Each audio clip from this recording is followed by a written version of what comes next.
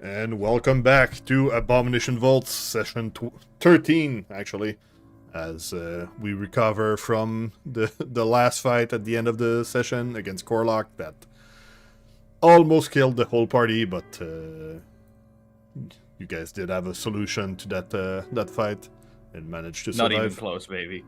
Not even close. Well, maybe for you because you didn't get attacked much, but Tony was was kind of hurt. But let's begin with the recap of last session, not just the last the last thing that happened. So, is anybody volunteering to do it? Me. As usual. All right, time to start the hourglass. All right, you can start when I actually. It's already started. Okay. Go, Shitty, go. We basically we went back to the Gauntlight. We went to the skull elevator. We took the northern route, and then we came across this really weird ghoul that was like a tattoo artist, but he looked kind of funny, so we killed him. And then he called his friends, so we killed those two. And then after that, there was some sort of silver hatchet that the party found in this one particular chamber. There was also an adjacent chamber to that, but there was some kind of curse shit going on there. So I was like, okay, I pushed the party out. And then after that, we decided to go ahead into this kind of like where people make notes and stuff. There was this really strict lady who basically dominated the hell out of us by just staring at us really angrily, telling us to get to work. And so we did, with a bunch of bookbinding. But eventually we decided to see where she would run off to once in a while, which was her own office. We went to her own office. And she got really angry at us, and then we had to go and fight her. We ended up eventually taking care of her, but she's probably going to be back in the future. And then after that, we decided to go ahead and head more towards this northern area. And eventually we came across this where there were more books that we managed to find, and there was this little devil that was here by his lonesome. We thought, because he's by his lonesome, he's not dangerous. Turns out he was probably the most dangerous enemy we faced so far. Basically was cleaving the party in half. But as I say, not even close, because we had an infernal contract that we found, and there was a loophole in it. And that loophole is basically this guy was already done with his work here. And that allowed us to actually resolve the fight without actually, well, dying, essentially, and needing to re-roll our characters. It wasn't without fighting. Well, it wasn't completely without fighting. We definitely fought, but then we realized, like, oh man, we're actually, getting kind of close to, losing. After Tony died a little 3 bit. times. Just a little bit, nothing too serious. After that, we were like, okay, we have to lick our wounds and then, take a look around this place, and then, well, the session pretty much ended there. Now we have to continue basically exploring the rest of this floor before we go back to Otari. Oh. Party time. But I skipped the whole southwest part. It wasn't important. Just had the spooky ghost and the corpse eating ghoul. There was nothing important there. Gosh. Don't worry about it. Does he deserve the hero point for the recap Of if course he's I missing deserve so the much hero information? point. What do you mean? Alright. Alright. So we return basically after people got patched up. Tony is just missing a bit of HP, but with the continual recovery, there's no timer, so you guys can go for more recovery. Don't forget your focus points, though. As Zael, you do need 20 minutes to refocus. Yep. And Rilla is already maxed out on her focus points, so only Zael really needs a bit more time now. It is currently 14:10 in the afternoon, so what do you guys do? So I think Rilla can do 2 attempts of treat wounds on Braska and Tony to fix the missing little bitty HPs while I refocus for 20 minutes. Yep. It will apply the full 1 hour timer, but if you're fine with that, you're fine with it? Yeah. Seems fine. Alright. Well, You can stretch it. you guys know now to do the game. treat wounds, so Throw your dice. Don't forget to target. Don't forget to unpause the game. My Discord seems to cut out for 5 seconds every minute, so I might miss something. I don't know why. Oh. I don't know either.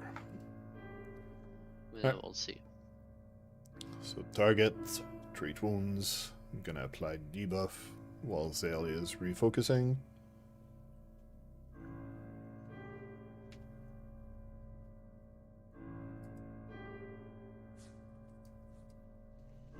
I'm just gonna put the slots back.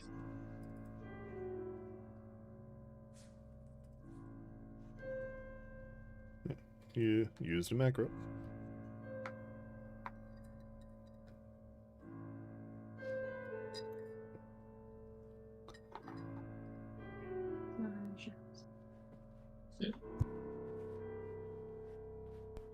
Triggers. And then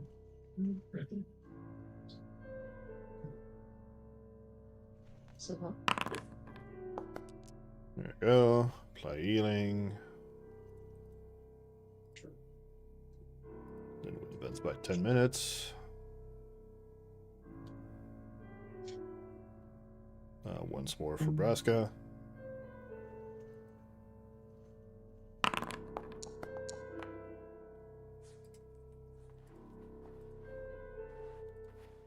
Alright.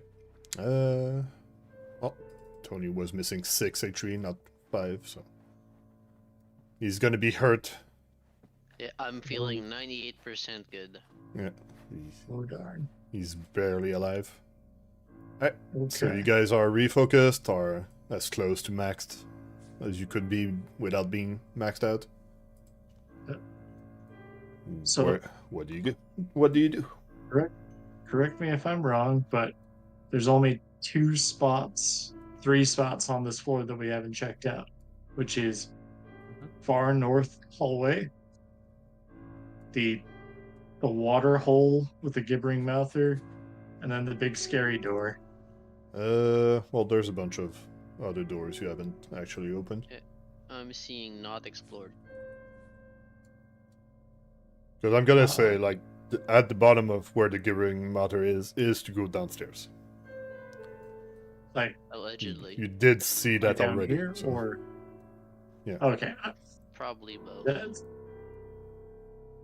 All right. You didn't check at the other end of the corridor there, but that doesn't seem to go down. Only the one going closer to the middle. All Oh right. yeah. What other doors have we missed? I can force the camera to move. If you really want me to point it. Yeah, it's a bit hard to see. There's a door there. What even is this? There's a door up there. No. Oh, Yeah, the- we opened up those doors and their All right. staircases down. Yeah, it just wasn't showing up when I selected you guys, so yeah. Over there is more path that you haven't explored. There's the double doors over there.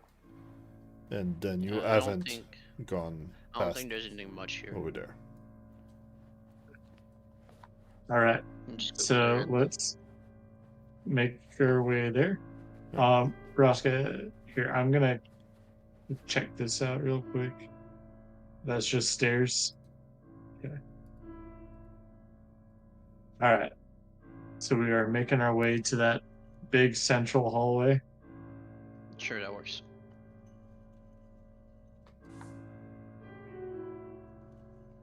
As I fight with the camera to zoom back on where you guys are.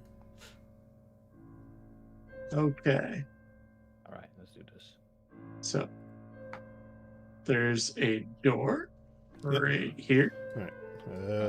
Just gonna make sure the camera is in place. Alright, so yeah, you continue into the library, into a small hallway. That seems to continue a bit further north. There is indeed a door over there, and the hallway continues to the west. Yeah, let's check the hallway. As Braska can see, there's 2 more doors Yeah, on there's the two other side further of the doors. hallway. All right. I reckon we keep it going. Yep. Personally. I think we should go to the end of the hallway first. Yeah. And work our way backwards. Yeah, I agree. All right. All right, everybody ready up actions, SOP door.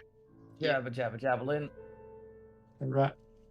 3, 2, 1, door. All right. The air in this room feels blisteringly hot, although the source of the heat that should have been hidden isn't apparent. Neither the wooden barrel containing a few iron scoop nor the metal bin with a hatch-like lid seems to be the source. And since I already spoiled that there thing. should be a creature, I'm just gonna have it visible and then have it start its small encounter.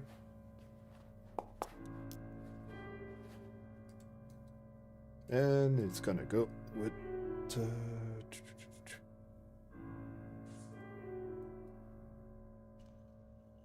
Zael, as you are the one in the front. You're gonna need to roll on this will save.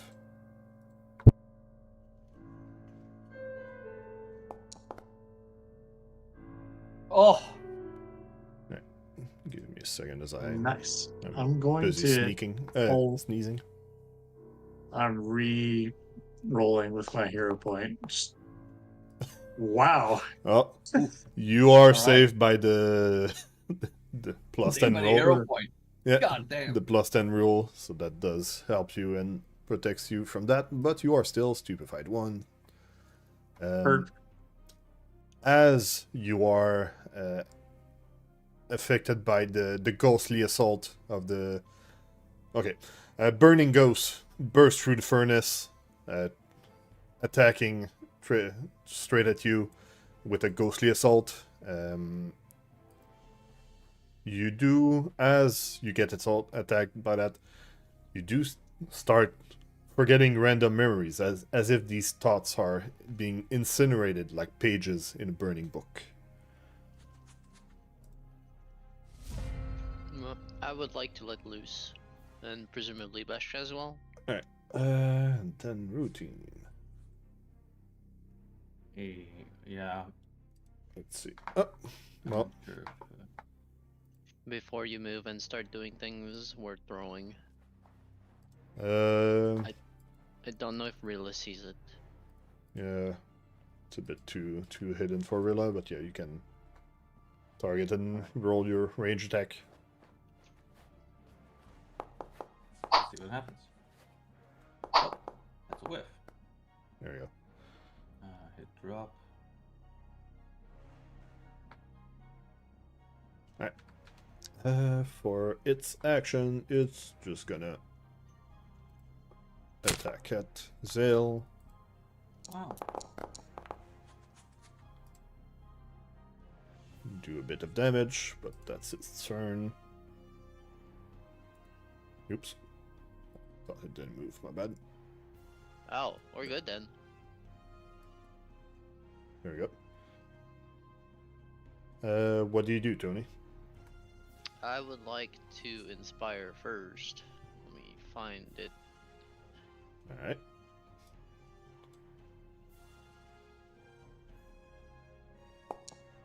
You fail. What about your Yeah, other I 2 will- actions? Now run in and punch it with the pan. As you run in, the hatch atop the haunted furnace has flipped open with the burning ghost inside shrieking at you. Okay. Let's see. I need to verify I would like something. to re-back. Well, it's burning ghost. What do you do then? Okay, well, if I'm still not completely burned up, I would still No, like to they- swing my pan at the thing. They are just being spooky. Okay. Well, targeted and swing your pen. It did not seem to go through. There we go. Oh, That's a okay, hit. that- First one. Yeah, okay, sure.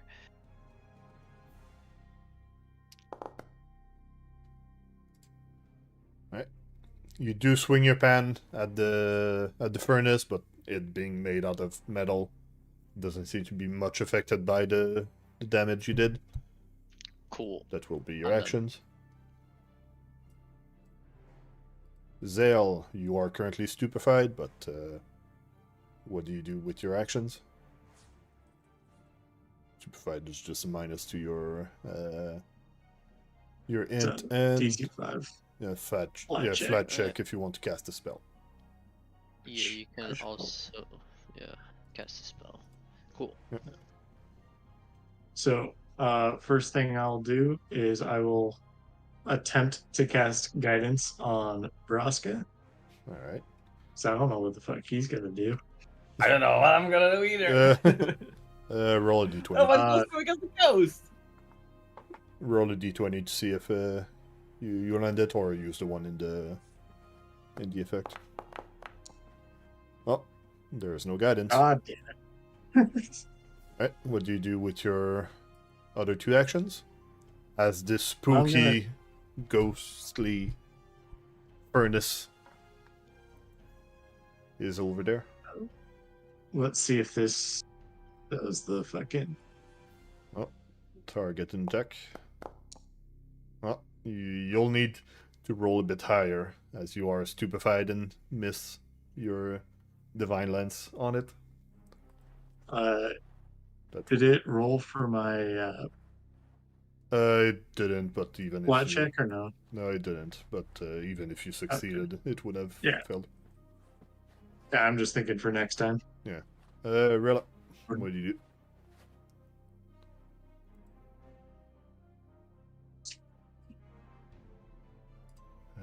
Is the time correct? Oops. Rilla delays. Braska, what do you do? Jesus, I don't know what I'm gonna do, but I'd like to attempt to recall knowledge, even though it's at -1. But Alright. Yeah. I recall have no knowledge. idea what to do against spirits, so I really need something. Let's see what your best stats for it would be. Looking roll for Whistlore. Okay, 1 second.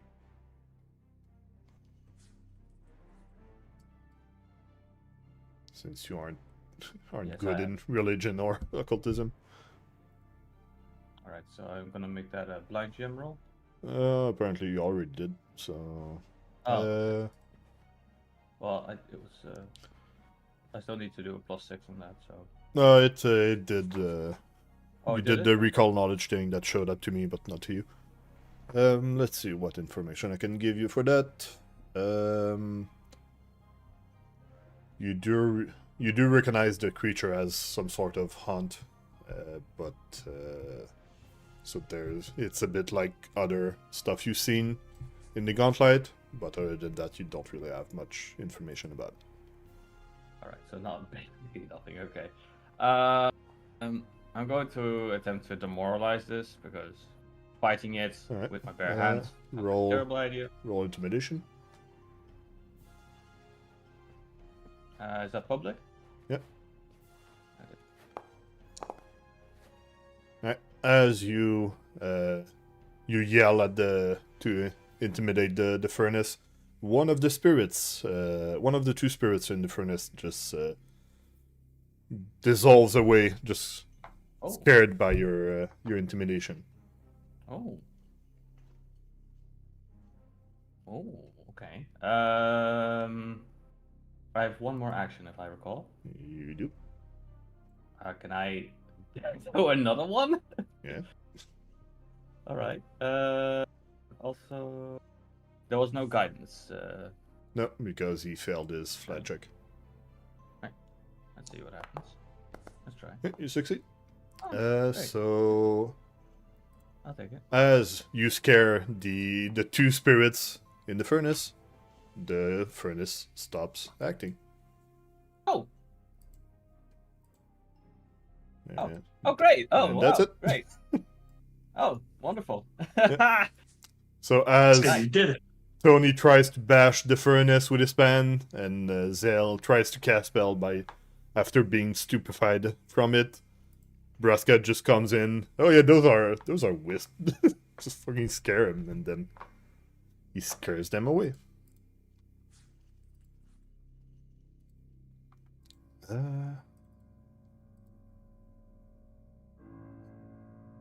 As you defeat this small encounter, you do get some XP.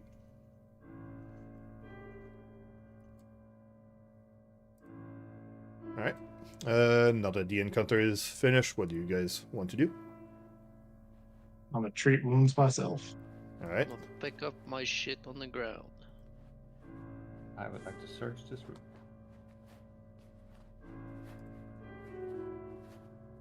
Alright, so 10 minutes while Zael is patching himself. Braska, you do check into the ashes of the furnace, and wow. Oh no. It's okay, it's only 10 minutes. So as Braska looks into the ashes, he does find a small ring into it.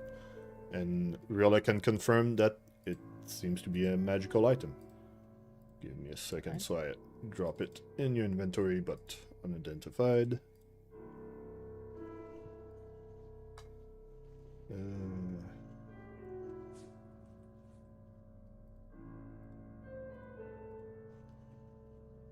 There we go.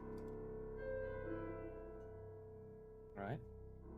So you Like do to find a small... use read. Well, so everybody has a +2 to identify it. So do you guys want to identify it right now? Yes, please. Here's the rolls.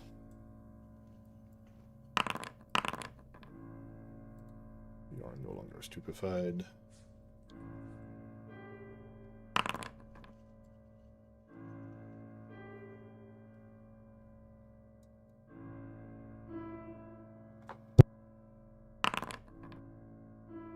Alright.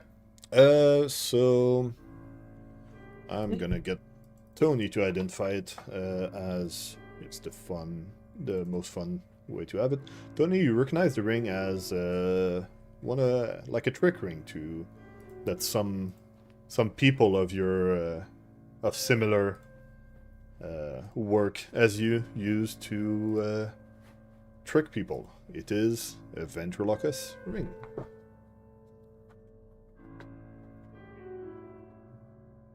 Who would like to have it? Use deception. So I think either Rilla or Tony. I'm lagging a bit. Yeah. That's why I did 2 rolls before. I typed enter, and then it didn't do anything, and then it messaged it 4 times. Nice. Yep. I'll probably restart during break, but I'm fine for now. Alright, but do you want the ring? Sure. Also worth 60 G. All right. There you go. Sweet. Alright. In a room. So you guys did explore that small room with the furnace that seems to be as more of an incinerator to get rid of stuff. Okay. And you continue in the back into the small hallway. Where to next? Can we wait 10 more minutes while I do another tree wounds attempt? Yeah. Can do another 3 wounds.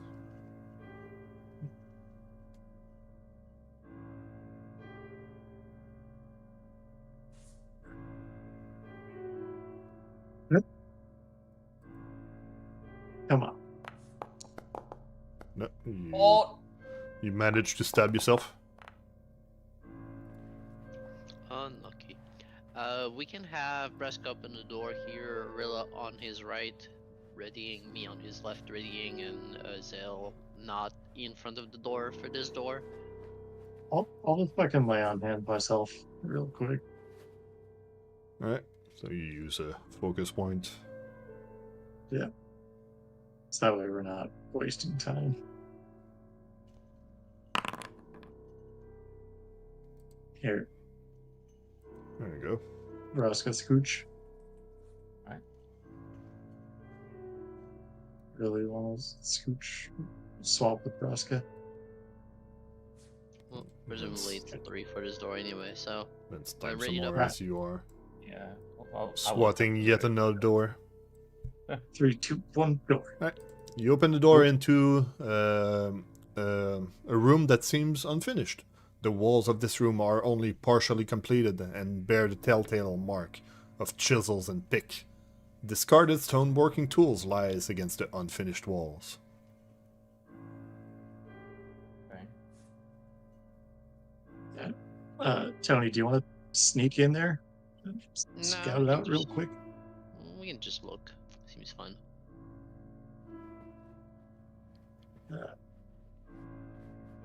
Alright. So do you I'm not going any further. look around or? I'm going to search this space. Well, it seems to be as described. It seems to be a project that never was completed, and the ghouls didn't bother to resume the work. All of the tools on the ground. Yeah, we can take like 10 minutes to search around. Rilla, you do cast detect magic, and you do detect something. One of the picks seems more special than the other ones. I'm gonna guess you go for that one. I'm gonna give it in Rilla's inventory, and then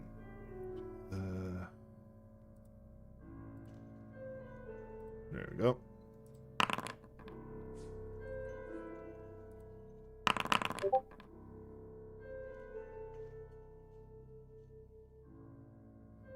Well, as you guys try to identify it, Zael doesn't have any issue finding out how magical this item is. It is a +1 striking pick. Yeah. It is a bit heavy for Rilla to carry around, though, so might want to move it into a different inventory. But yeah, 2d6 piercing damage with a fatal d10 trait. That's not bad. So it does a lot of damage while when critting. I would love to carry it, but I have all these books, so I'm gonna get slowed. Tony, do you think you would use that pan or that pick?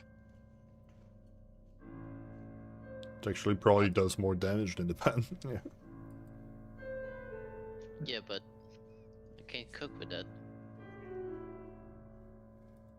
Well, maybe instead of a fork, if you don't want, if you want to take the penalty of not having agile on your second strike. Yeah, and I can't throw it. But no matter what, it needs to be off Rilla's inventory if you don't want her to be encumbered and slow. I have one Alright. encounter spot left. Here, I can hold on to it. Sells nicely too, so. Can we do a search of the area? 10 minutes? Yes, you can spend 10 minutes in here if you want. Is there a... Zael, do you want to try and patch yourself up during that 10 minutes? Yeah. Give me 2 seconds. Try to not stab yourself.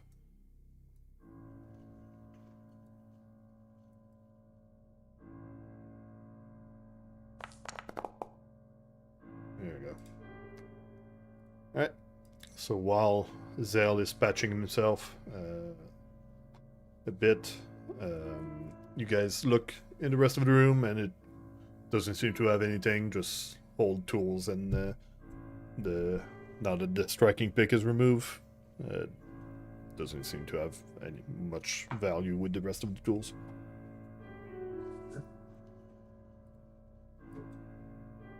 Alright, Let's make our way to this side door.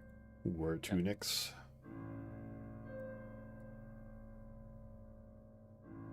So you prepare for yet another door.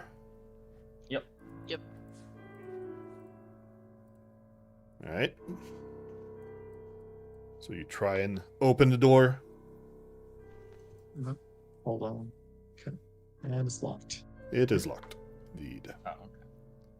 Well, You can open it with a bunch of thievery check or force it open. We could also athletics it. I'm not too worried about noise here. We could Braska open it. Do we have a bunch of keys too? None of the keys you have fits for this door. oh. Okay. But you know what else is a key? A foot. Or a crowbar. Yeah, don't you have a crowbar? That's actually the correct thing to do. Force open. Alright, I will hold it. So roll on that athletics.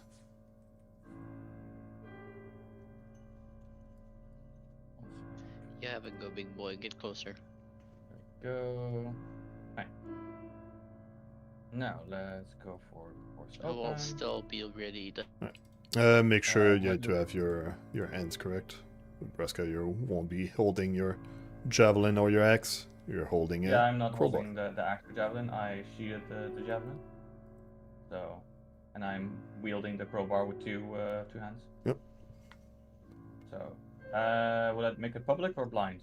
It's probably just roll on the dice. Public. Alright, you do force open the door. Cool. And as the So- door open, never mind, it's locked. You force open the door and you see a wooden golem on the other side. All right. Okay, I missed those last 5 seconds, but I see enemy and I would like to react. All right. Yeah, throw your fork. Well, can you repeat what you said for the description, because I can't know if it's hostile or not. If Well, it you is. see a wooden statue at the end of the hallway. Okay, but is the statue hostile? It is a statue. I wouldn't attack straight away first. I don't think it makes a difference. So, do you want to throw your fork? Nope, it's just a statue. All right. Braska, what do you do? I would like to swap from my crowbar to just be holding nothing. So All right. So you sheet back your crowbar. So that's going to be one action. do I say it's worn or stowed? It's going to be worn. Stowed is in your backpack. Oh yeah, thank you. Okay. Well, because I'm quite beefy, I'm going to stride quote unquote stride up. I'm gonna go this way. You enter the room with several shelves lining the walls, what appears to be a partially completed or perhaps partially ruined sculpture of a sprawling city sits atop a 5-foot diameter circle table in the middle. And you do stride towards the statue in the back. With one action, you still have one action left. Yes, I would like to poke the statue. Alright. Just do I an poke. interact poke it. Yeah. It's an interact action, just to poke it, see what happens. Alright. So that's going to be your actions. Before Zael, you're going to be able to act. The statue returns from delaying its turn. As you enter the room, the statue starts moving towards the wooden statue. Stares straight at Braska and goes for the attack. There, back. Now I can start the combat music. All right, guys, I can confirm it's a hostile. It's a hostile. And it's gonna go straight for punching you in the face. Okay, question: why does it have boobs? Oh, I'm gonna be able to investigate it in a bit. Okay. So the first hit does work. Braska, you get punched real bad by the wooden fist of the statue. That's bloody rude, isn't it? I poke it and I just I get don't know. punched. in the face. Unbelievable. Some people like getting fisted. And then it's gonna fist you some more. Sheesh. Holy moly, he does damage. And then it's gonna take a step to get more towards the middle of the... Zael, you hear Braska getting punched and hurt. But you can barely see. What do you do? I'm going to stride forward 10 feet. Alright, you stride towards the entrance. You do see Braska Just already pretty beaten up by the wooden golem. It's but a scratch.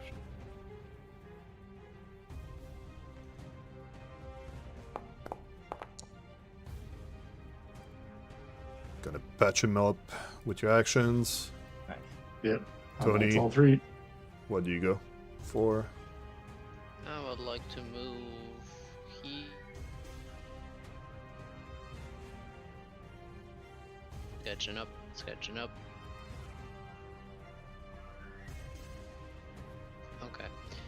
I would like to move to here. Yep. Can I just do this Yes. and this should be within my reach? Okay. Yes. I will now like to inspire myself and my allies. Diplomacy roll, failure, cool. I will now punch the baddie with a pan in the back. Alright, go for it.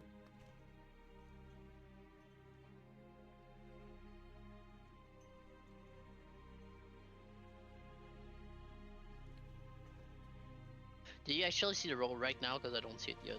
Nope. Okay, Now it is. that works now. That's a hit. Roll for damage. Sneak is active.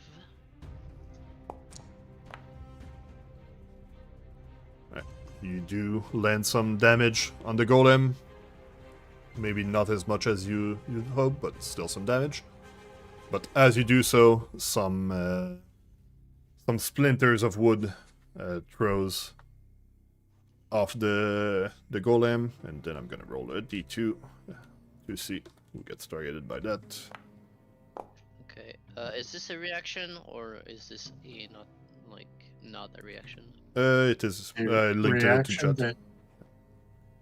To a reaction that does not trigger reactions. Yeah, but it's once per turn, so cool. Well, some splinters throw back towards where you are, but you definitely... Is that the word? Deftly. Yeah, deftly dodge the splinters. Rilla, what do you do? As your allies are getting around the animated statue in that room. I'm gonna go straight for the ignition. Yeah. So that's gonna be the range attack one, probably. Well, I assume so. Roll for damage, for attack.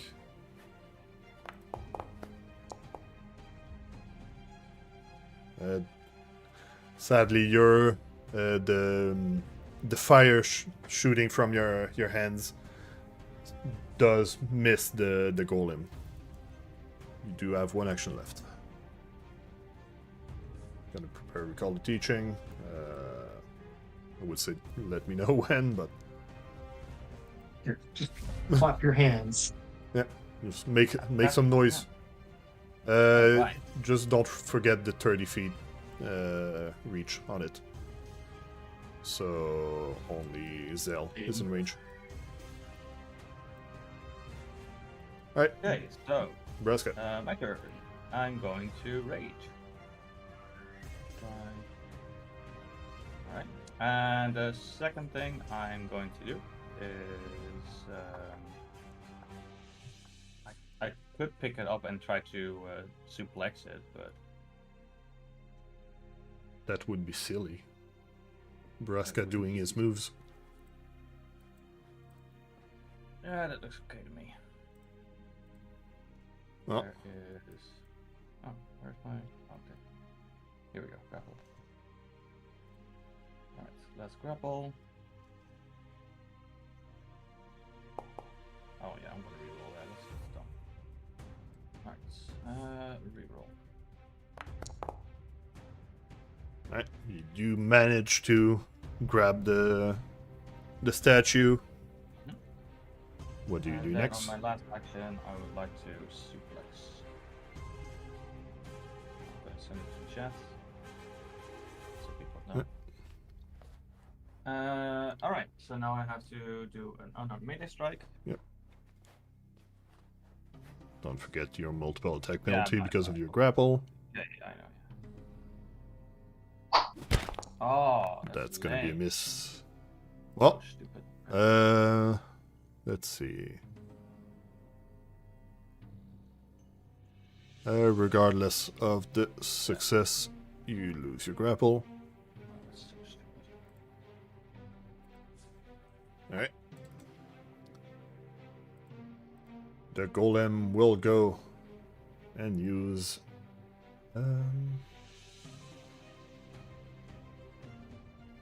we'll use one of their special moves and just start flailing fists all over the place.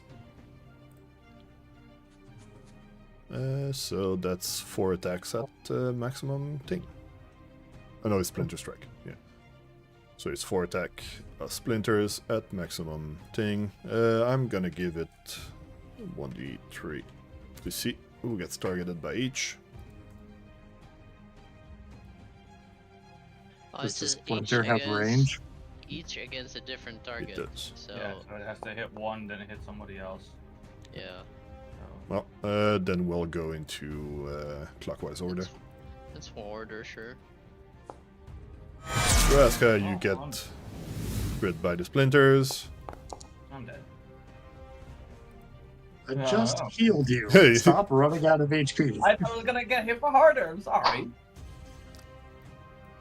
As Tony see Braska getting blasted by splinters, Tony dodges it, Turns out orders mattered. Good. maybe blocking some with his span, but Zael is not as good as at dodging them. Yeah. And then Rilla. It tries to throw some splinters at Rilla as well, but they fall just short. Alright, and now it's at -10. And it's gonna step some more. I'm not. Actually, gonna stride even. I'm going to follow. So Braska, you follow. Alright. Zael, as the golem moves towards you. Also, Excuse me? can you be in the books? You can be on the side of the books, yeah. That would be more convenient for me. Well, less convenient Zael for would Zael. need to tumble through to go there. Oh, he's talking about Braska's Yeah. no escape. Oh, he's talking about me. He needs to go straight to... Following the That's up foe and to, keeping it in yeah. reach. That's what up does to. following the foe mean? Means that you're staying behind before you're Alright. following them. Let's do the movement again and see. So the golem would go here. So Braska would follow here. Then it would go here. Braska would follow where it is. Because I'm gonna assume the statue in the middle kind of blocks stuff. So Braska would end up Yeah. there. I thought it said you can stride to your movement as long as you end your movement near the enemies, but yeah, this is fine. Stride up to your speed. But it says following the foe, so this Yeah. is more in spirit of the thing. This is fine. Back to you, Zael. Fuck. Hi, I would like to do a recall knowledge on this golem that Rilla would love to aid me on. Well, she does succeed, but then what would be your best skill to recall knowledge on it? Either nature or religion. No. I have Arcana and Crafty. All right, both of those are +0. Let's go. Yeah, let's just go for Arcana because yeah, both of them are +0, and then it's fucking specific lore that shows up. Okay. So you have a +1 because of the aid. Can I get the aid button? There you go. Thank you. All right. Let's go. Well, this type of creature of wooden animated statue seems to be out of your knowledge, as it doesn't seem something religious or what was the other one Or that you are natural. Yeah, natural. Yeah. Yep. The wood golem is not natural. Yeah. Apparently they don't just grow in the forest. All right, wood golem. Still I have 2 have not actions. taken any hostile actions towards you, so I'm just going to cast Bless right here. Alright. So there we go. So, Tony, you don't have to do your diplomacy thing. You can just go and bash it. Yep. It is what it is. Speaking of bashing, Tony. Yeah, speaking of bashing, I will move.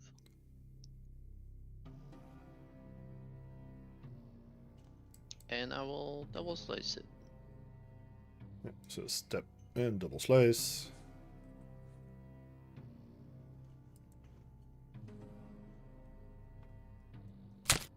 I'm gonna fix your character so you stop being upside down.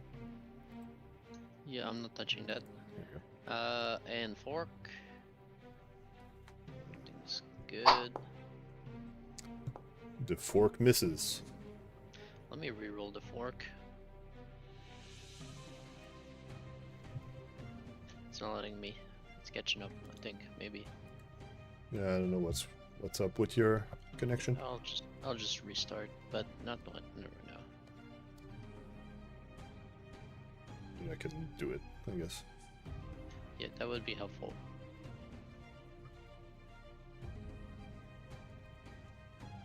It didn't like me because I didn't have it targeted. Just gonna roll again. That's +8. This is +12, It's at full. plus up guard. Yeah, it's at full accuracy. Just making sure. Yes, yes. Oh, it does hit on the reroll. Okay, I guess that's not critting. Unlucky. Alright, both damage. Yeah, roll for damage sneak on attack. both. Sneak attack only once.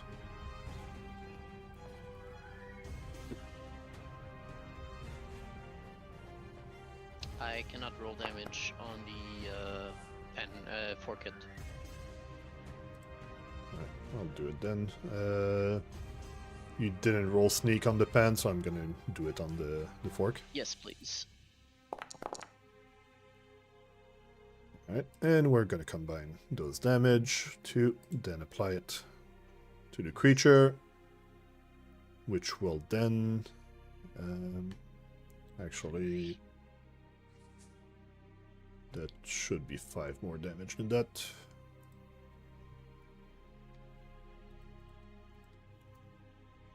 There we go. But it will react by throwing some more splinters. And since I like being consistent, I'm gonna roll this. It's gonna be against Tony. But that's gonna miss. Tony, you're starting to learn the the statue's tricks. Yeah, until I eat a crit in the face. Rilla. Well, you try again to ignite the wooden statue. If you can afford to, I would back up 2 steps, because last time I tried to hit you, you were 2 steps too far or something, and now it's closer. You just gotta be careful with the range and stuff. But yeah, you can recall knowledge, either Arcana or crafting.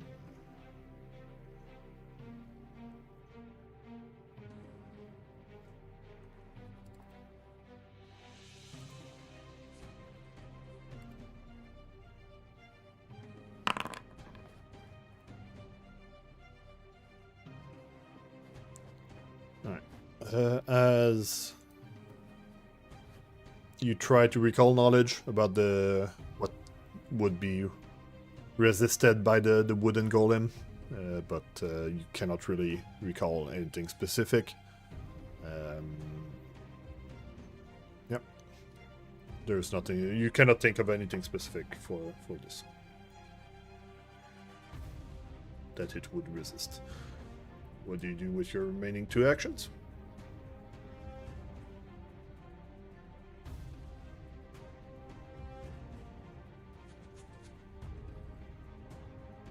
Alright. Roll. Roll to attack. Yeah, that's 30 feet. Last time you weren't in range.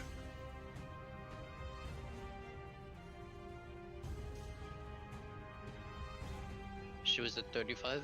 Yeah. Okay. Alright.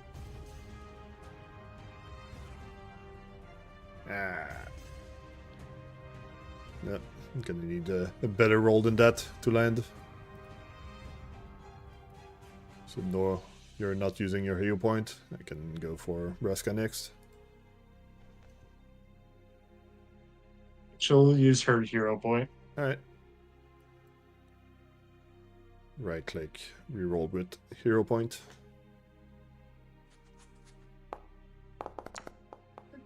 That's much better. Roll for damage.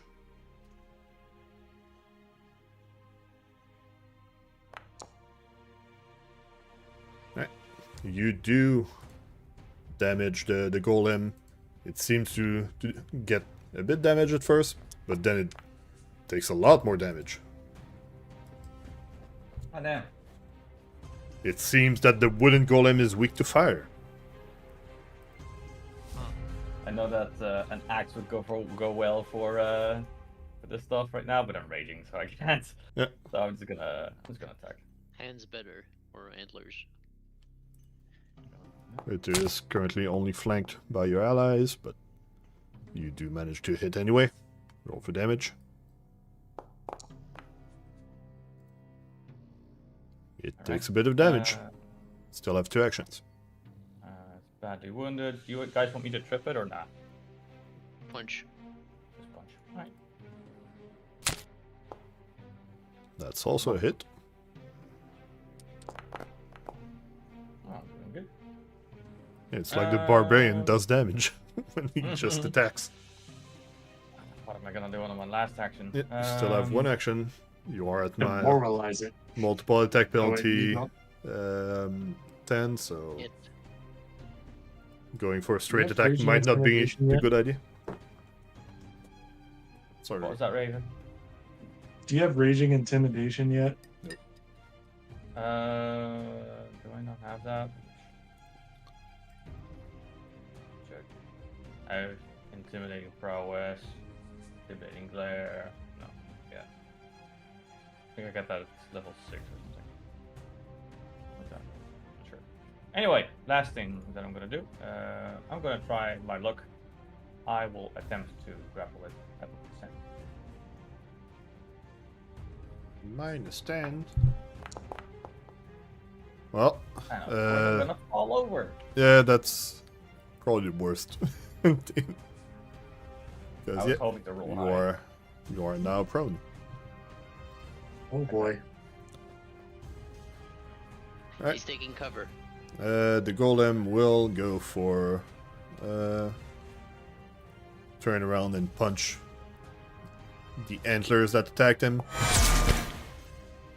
And it's gonna crit. And do quite a bit of damage. And with its remaining actions, it's gonna go for the Splinter Volley once more. So, time for a clockwise rotation. Don't forget there's multiple attack penalty Yeah, now. it's gonna be at plus 11 Minus instead 5 each. Yep. Is that calculated? I don't see it in there. It is. Okay, cool. That's Tony. That's Braska.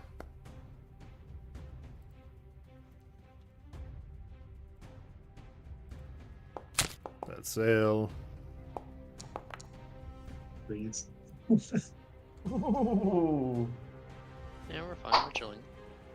But Rilla is far enough and behind enough bodies to get spared from the Splinter Volley. Zael, what do you do? Well, Braska, you still got health. Yeah, I'm fine. As the golem Okay, is we're- smoldering from Rilla's ignite attack. All right. Got my reaction as well, so I'm alright. First action will be Sure Strike. Second action will be Fire Ray. Alright. Target it and roll to attack. That's a hit. Roll for damage. Fuck. Finally.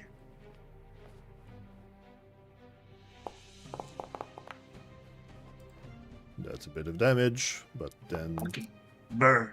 more damage. Because it is a special weakness it had. And that is enough to destroy the golem as it burns into ashes.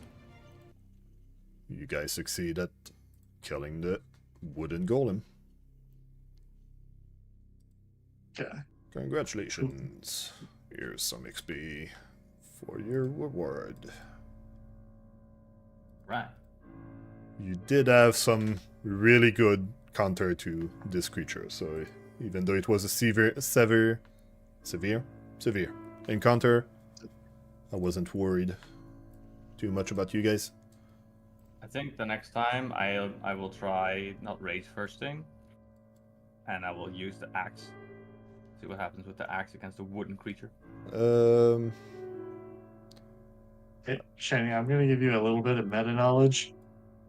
No. Yeah, No. Okay. it doesn't have any weakness Yeah, to it's just axe. it's just slashing. It might not have resistance against it, but I don't think it has weakness. Oh, fair enough. All right. Yeah, Shani, the Scythe Tree is like a one-off weakness thing. That's not a common thing. Yeah, being an actual tree. I can All right, fair remove enough. this. As you, so you guys can see the brown blood.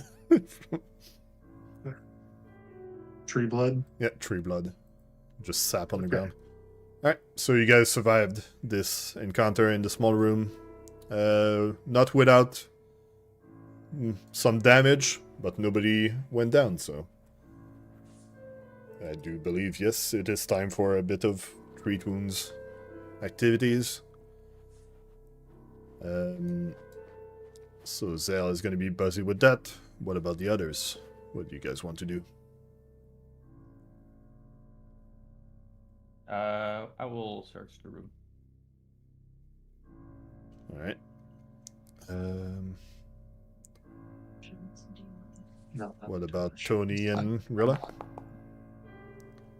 I would like to investigate as to why the golem had boobs.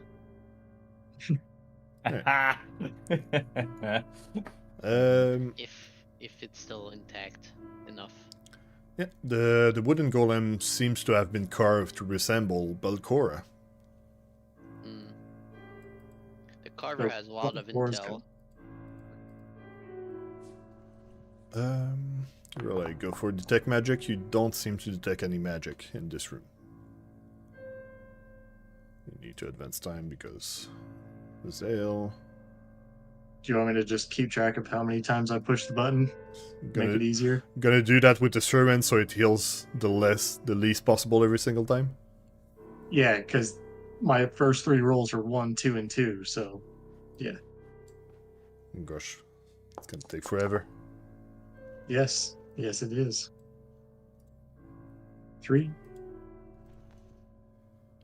Alright, while Zael uses the slowest way to patch everybody's up, you do find more books in this room. These books seems to be about let's see.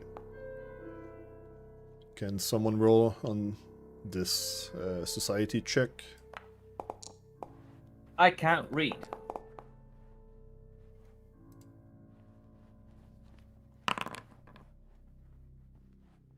Yeah, the problem with this is I need to click the apply healing every time.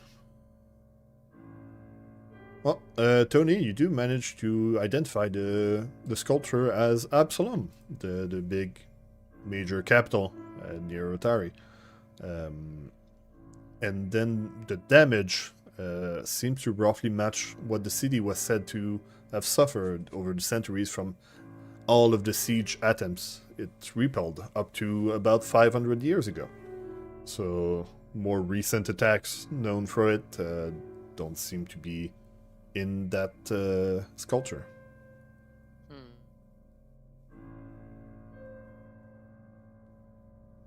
If it's a copy thing where it recreates on a maquette the damage that the city takes, or if it inflicts the damage on the city somehow, that seems less doable. In any case, cool.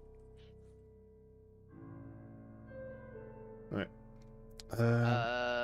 Can we detect magic on this? You did? Yeah, already did. There's no sign of magic in this room. Just a lot of books.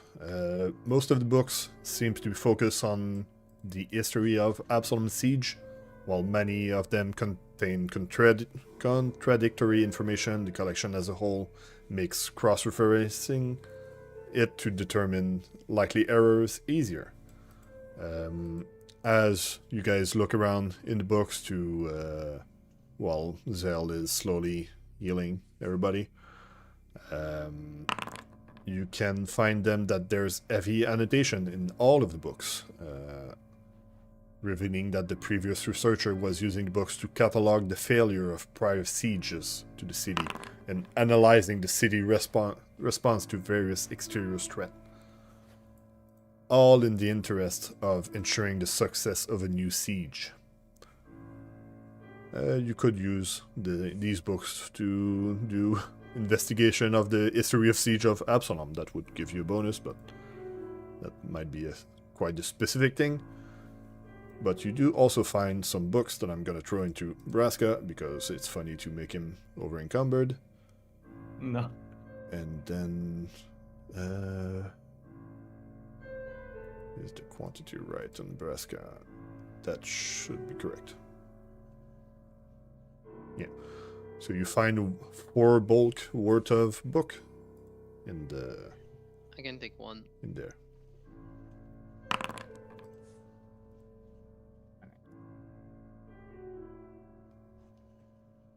I'll give you 1. Tony.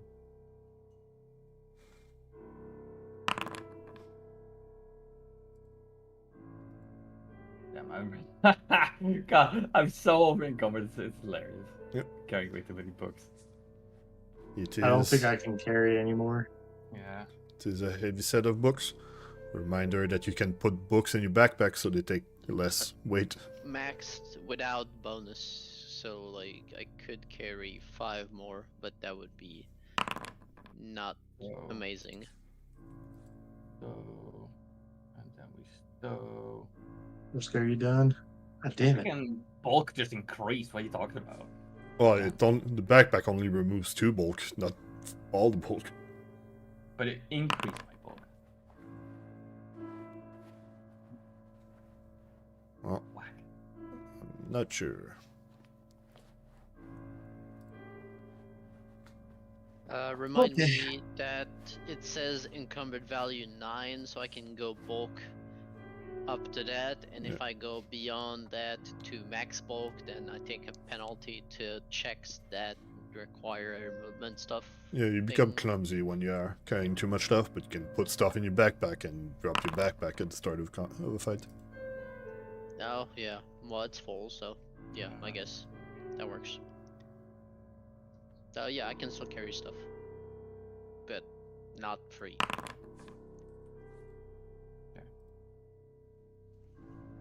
Oh. You give it a Two one. more.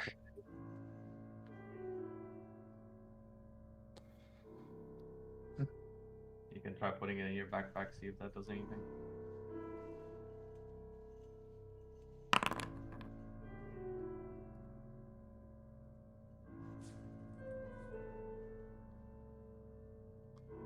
Come on, computer, you can do it. And then I'm going to spend another 20 minutes on refocusing. Alright, and then 20 minutes. Well, after maybe like 2 hours of Zael slowly touching people to heal, you guys are back to max out. But you are a bit encumbered from all of the books. Uh, What do you do? so there's no way we can be unencumbered You with our current loadout. do need to spread your inventory. Tony can here- only carry one light item more before being encumbered. I can carry 2 more bulk. Yep. Would that be enough to keep going? Well, that's 2 books. Right. I'm asking, is that enough? Or I'm at 12.6. We're encumbered at 9, so I mean I'll take it, but whatever you can carry. The question is to remove stuff from your inventory, Braska. I'm doing that right now.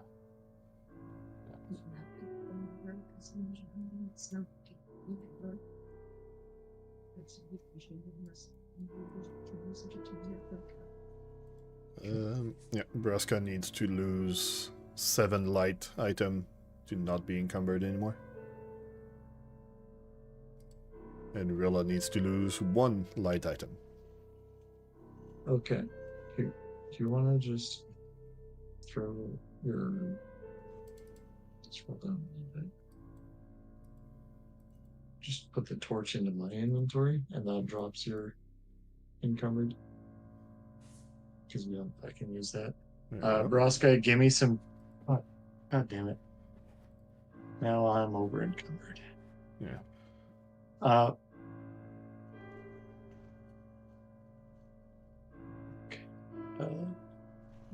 Left is the big news. Yeah. Maybe we should have done that anyway. What we can do is we can just drop our backpacks outside the front of the big gate. Yeah. If we want to attempt the big gate while only having 1 big heal, 1 small heal, and no other spell slots. You put stuff in your backpack if you want to go in that direction. Oh, Rilla does have 1 level 1 spell cast left. Yeah, that's 1 level 1 spell cast. Oh, and also our primal spells. Braskatani, She has primes. Yes. back to town or big door? Not big door. Surely there's Okay. something else we can do. Back to town. Yeah, I'm pretty sure that's the only direction you didn't go. Yeah. I don't know what's over here. Staircase. Okay. Staircase going down. Also, there's some effect underneath Tony here. Somebody drags something. His giant die. Mhm. What does it mean? Alright, we can go back down. It's fine. Yeah, we can go back to town. Will we be able to sell anything at 5:30? Well, it's gonna be 5 Actually, someone slowed, so it's gonna be 6.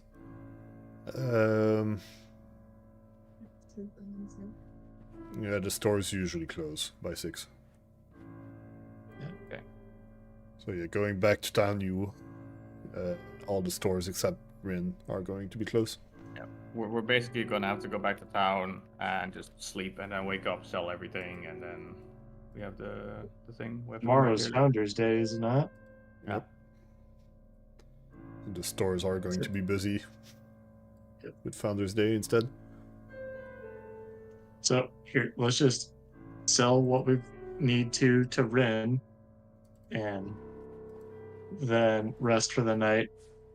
And let's take a breather and hang out for Founders Day. Well, you could bring the book to Morlibint. Or yeah, that That too. would remove most of the thing because Rin doesn't buy much thing except if it's fancy adventuring stuff. No, okay. I think if we Alright. can get rid of the books, we can still. Alright. Yeah, no. Regardless, heading back to town. Gosh, you guys don't want to go for big double door and finish the floor. With one of us, at least one of us is clumsy and encumbered. Yeah, if you drop your backpack, you're fine. It's fine. It's fine. We just go back. We'll clear it tomorrow, whatever, and All right. or Well, the next day. It's fine. go to which set of stairs you go to go back up, Elevator. Woo. or yeah, the elevator if you want to cram yourself even more, even though you're carrying too much. Even though you know where the stairs are leading. We've routinely used the Skullevator, so let's just routinely use the Skullevator. Yeah, but you don't all fit in it. Oh, gosh. I will hug people. Make sure we fit. Oh, We have 2 tiny people. roll fortitude because Braska stinks so much. Alright, Give me a prompt. so you guys... Also, I work in a kitchen. It smells awful. It's not supposed to smell that awful. Alright, so you guys go back to town using the elevator. I'm gonna bring you back directly to town.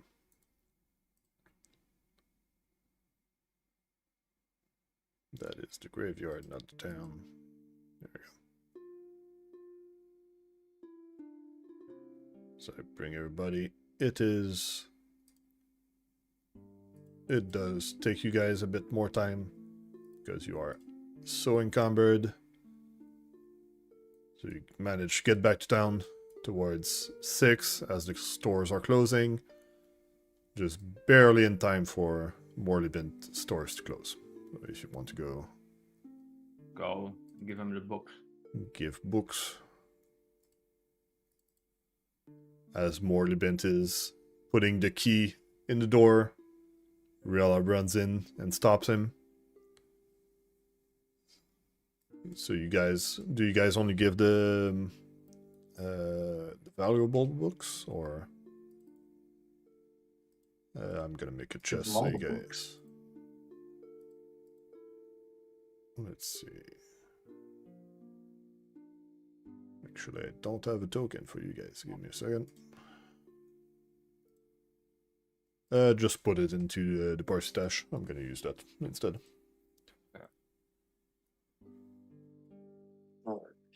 Keep right hand tab, party stash.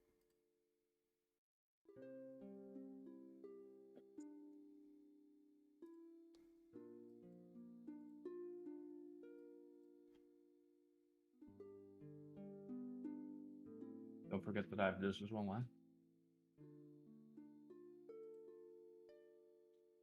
Oh, this is something else. This is not a book. Fancy picture. I do need to check for those special books.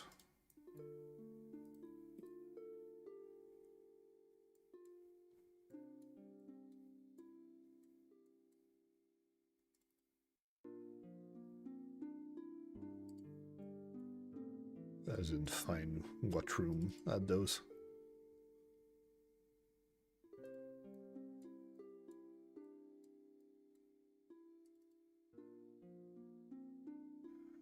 Let's see. No.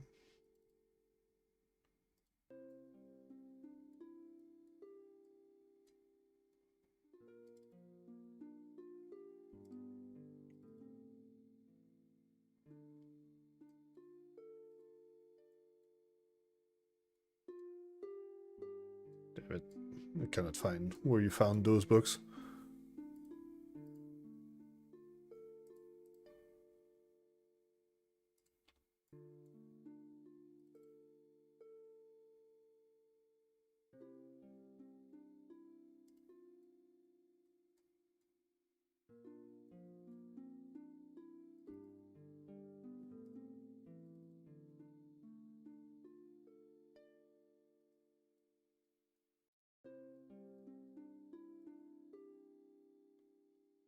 No, it wasn't in that room.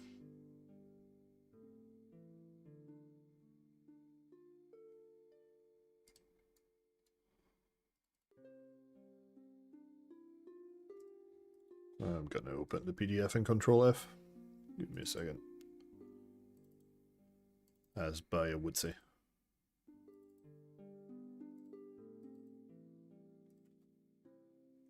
This particular PDF. Uh,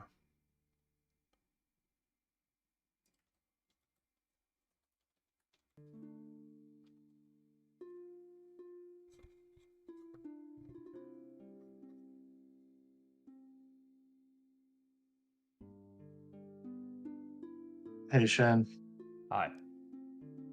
are you, like, nationality-wise from the Netherlands? Yeah. Why?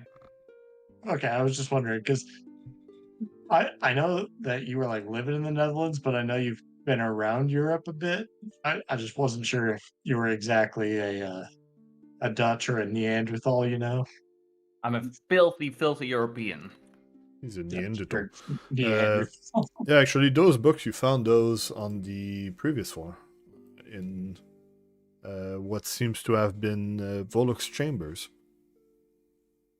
There even was a note at the bottom saying transcription will take months, but I'll try to have these books back to you as soon as possible. My love.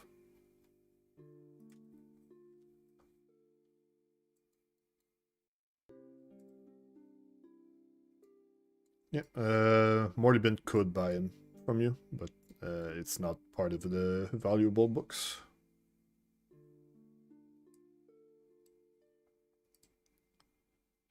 So if you want to sell those, you gotta put them into the party stash.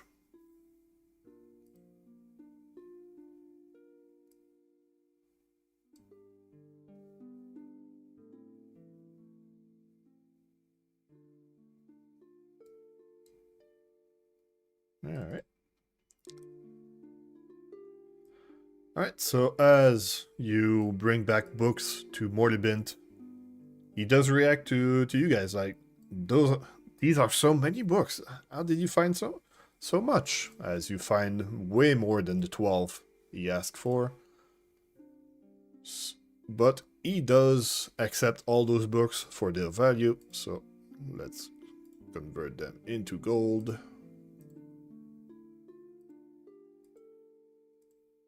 Giving you guys a nice chunk of cash, like 84 gold. But also you complete the books for Morlibent side quests, and then he offers you, if you need anything from my store, I'm gonna give you a small discount for all of these books that you found, and if you find some more, make sure to bring them back to me. And so you have a small discount at Odd Stories as well. Dope. Dope, dope, dope. That's gonna be a 0.9 cost.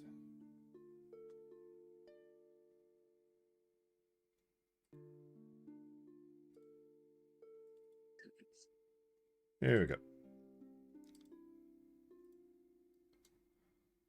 No, Rin doesn't buy.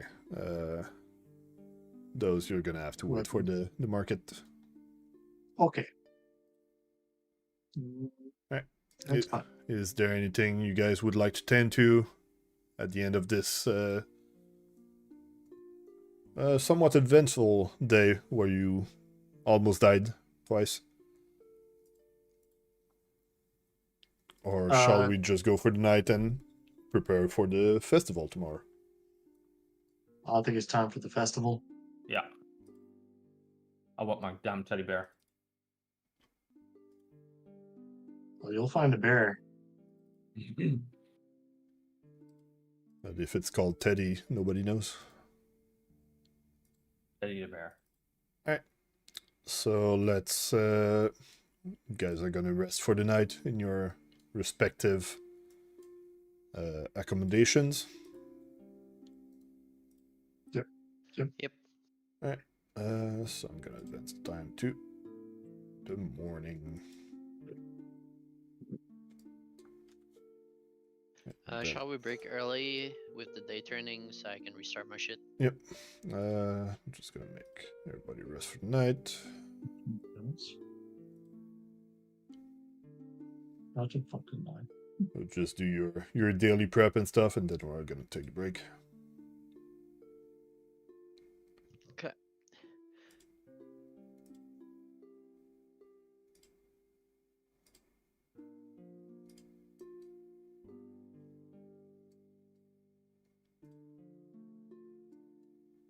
Well, actually, no, yeah. The shops will be closed for today as everybody's preparing for the festival. Yeah, we can stash. It's fine. Alright, I'm gonna restart now. Alright, so yeah, let's take the break right now. We're a bit before 2, but let's take the break now, and let's resume in roughly 5 minutes.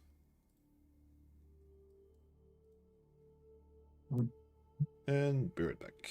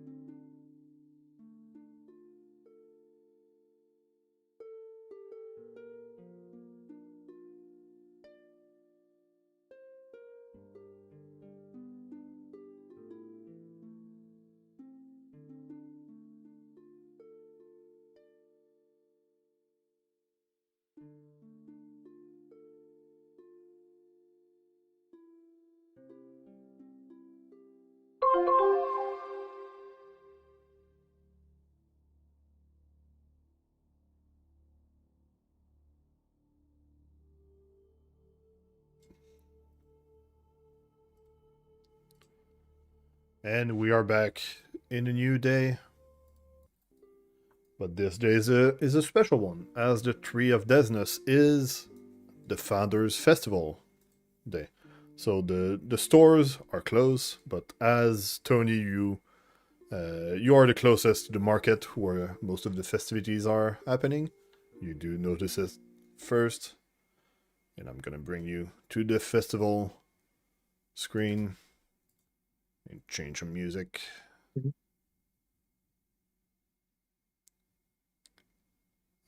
God damn it! I had supposed to see that. Yep. Yeah, those are just visuals for later. Okay. Then I'm gonna set the camera correctly for the stream. I don't think Discord is still doing anything, but oh well. Alright. So you guys wake up, get your morning stuff ready, and go for the festival. As the music already started and many activities are already done setting up. Actually, let's move the time a bit more so it's more believable. and near the market as people gathered for the many festival activities. During most of the day, there was going to be some different, I'm going to say activities some more because I kept using that word, but yeah, activities that you can do to spend the time during the day. Later on, there's going to be a performance for the story of the town, followed by some announcement. The mayor election speeches for the upcoming elections, to finish up with a cooking contest. So as the day begin, we're gonna start with the activities. As I posted into the chat, all of them. All right. The order of those are roughly, it's gonna happen during the day, but there's not really set order in the activities, so you guys can do whichever you want in the order you want. Okay. And just change the music when I didn't want to.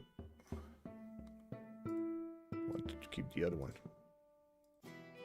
There you go.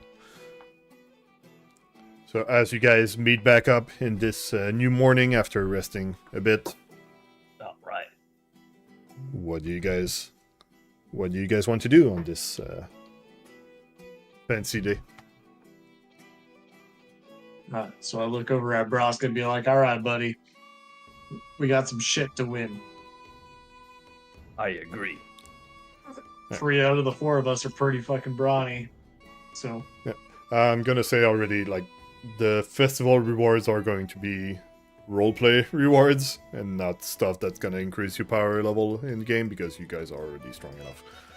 We're yeah, gonna but it boosts our overpowered. ego. Yeah, And it's if we have more ego, we are stronger as a team. all ego stuff. So, Perfect. all right. So, Alright. is there I anything would you would like- like to start with? I would personally vote for either the wrestling and boxing competition, the log chopping, or the sledge bowl. I'm just going for all the big stuff already. Damn.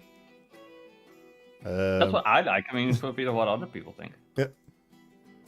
Turtle racing sounds good too. So yeah. Oh yeah, we do have a poll go ahead and do module, this. so well, you should have used that.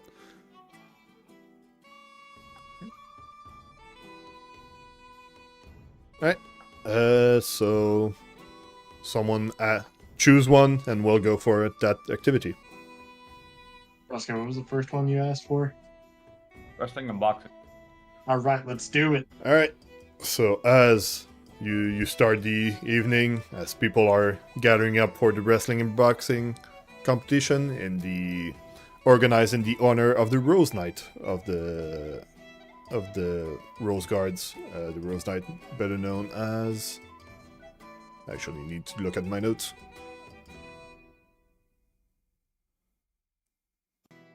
Oh, Zael. Yeah, as Vol Rajani, the Rose Knight. Oh, Johnny. Rosenet.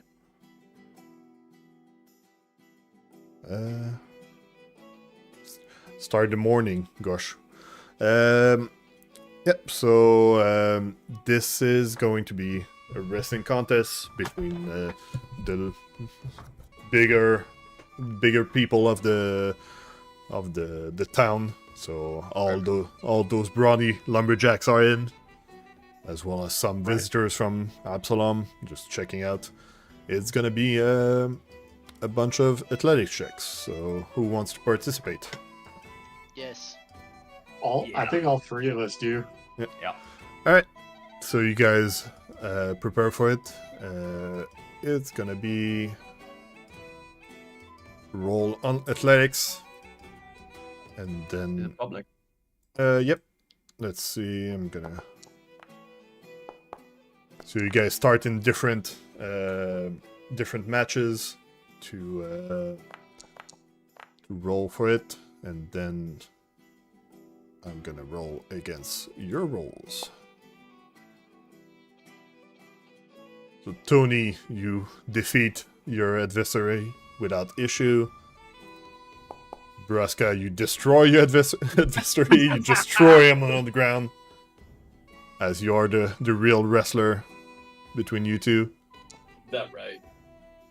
But Zael, ooh, you do have a bit more difficulty than your allies at wrestling. I lose, but just barely. Yeah, let's go for that. So Zael, you are thrown out of your encounter for the wrestling, but your allies continue. Right. So, Braska and Tony, roll again.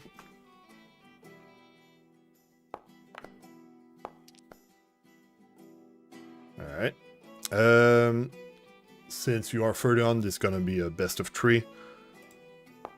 So let's see, against Tony. Tony, you do manage to win the first round of your fight. Let's see, Braska. Ooh, No! Braska, you lose your first round. It seems your adversary is a good wrestler. But Right. time for second round. So let's do it one at a time. So Tony, roll for athletics.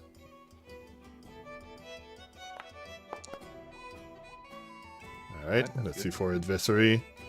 Ooh, it's 1-1. 1-1 on Tony's encounter. Let's see how Braska goes. Alright. Braska, roll athletics.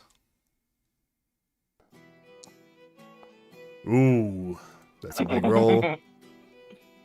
And yeah, you do win. Yes. So both of the fights are 1-1 in a best of 3. Let's go for the final round on your second. Tony, you first. Go ahead. Come on, Tony. Ooh, Tony rolls pretty high. Come on, Tony. Let's Come on, see. Tony. Ooh, Tony Yeah, wins. Tony, you win. Good job. So Tony wins and goes further on into the competition. Let's see for Braska. Ooh, Braska rolled pretty low. I rolled really low. Can I re-roll this as a hero point? Does he has a hero point to roll No, out? I'm not doing that. No, I'm not doing that. Oh, I'm gonna press the button. Let's see if Braska continues. No, I don't. No, Oh, Braska is thrown out of the competition. damn. Sad, It slips. showing who's the wrestler in the in the party. So Tony continues and gets to the final against another brawly lumberjack. Men more muscle than men. So we'll go for a best of 5 on this. So Tony roll. Ooh, not a big roll in the first one, but still good enough. So 1 Tony. Nice. Second round. Oh no. Ooh. Let me halfling like that. Oh, you can. Oh. You can also roll 1 twice. Alright, so 1-1. Tony once more. It's a best of 5, so you need 3 wins to win. I clicked it. They're just catching up. Okay. It's a better roll. Let's see for. Ooh, 2-1 for Tony. Then some Come on, more. Tony. Oh, Yeah, sit the that, fuck down. Oh, that might be it. nice. That Nice. seems to be That it. was necessary, 3-1 though. Tony. Necessary. Tony throws his adversary out of the ring, winning the wrestling competition, showing it's not just being tall that makes it if you're a good wrestler.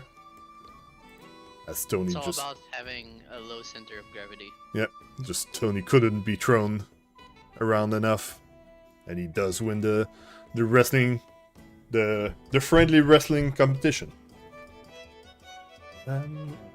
Let's see what could Tony win from this competition that remember And your recipe. you come up with a new recipe. Well, it needs to be something that makes sense for a wrestling competition for other people to want as well.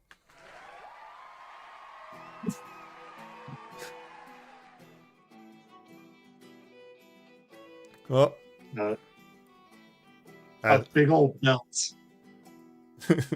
yeah, just a belt a strap of leather with crudely drawn child drawing on it to make it like a wrestling belt. Good enough. I'll hang it at the tavern. But that I work at. it was decorated by the local school for the winning of the wrestling tournament at the Founder Festival. Alright. Alright, that was one of the activities, even though I was expecting Braska to get further in that. Turns out I rolled bad, man. That's how it is. Tony was feeling a bit better on this day. Alright, let's see if I can do something for the next choice.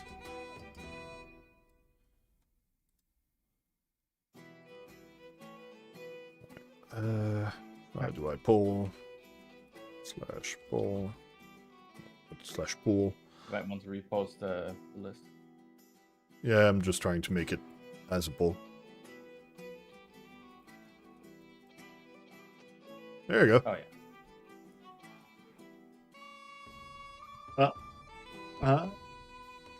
I think we need to do turtle racing. Well, you, I think you should democratize your way into getting us to do turtle racing. well, Turtle race. according to the votes, turtle racing wins, and so we'll go for the turtle racing. So as you finish up with the wrestling, you go towards the fishery, where Tammy Tenderville is organizing the turtle racing contest, where a bunch of like 6 turtles have been captured and named and painted in bright racing colors. They also, like from their names, I'm gonna list in chat. You have Gideon, Marmalade, New Timmy. God damn it, it's hard to talk and right at the same time. New Timmy, Speedy Bob, and Fitzburg McConroy. I totally didn't come up with those names. And finally, Super Toad.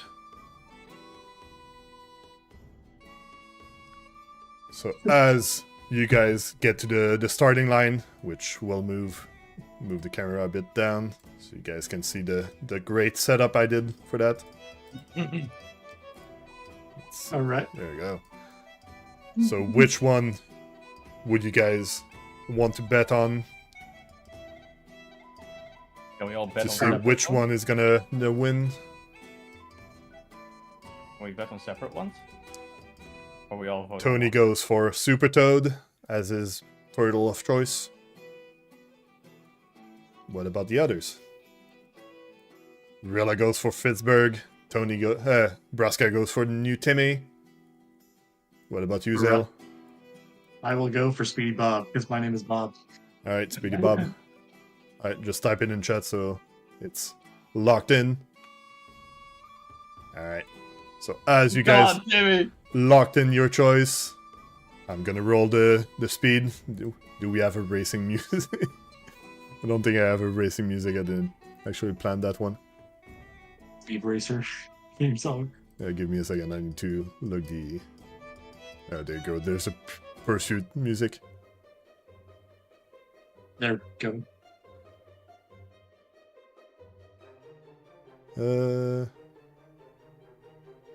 Yeah, sure. Let's go for that. Alright. So the races begin as the turtles are released and baited into the other side. And so I roll my dice to see how much stuff are moving. Let's see. I need to put that in correct order. Just,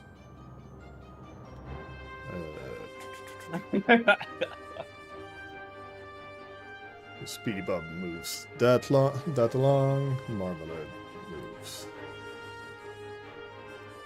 Actually, I probably didn't plan this as well as I thought, so it's gonna take a bit of work.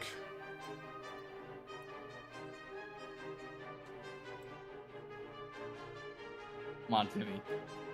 Then this one has this speed.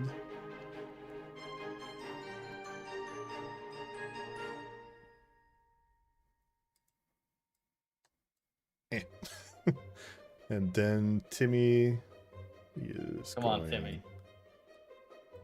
this fast. Versus Come on, Timmy. You can do better than All right. that. So as the turtle start the race, Gideon and Super Toad are rushing ahead. Fitzberg seems to have been the slowest one. If anybody wants to train their commentator skills, as I roll more dice to make them advance some more.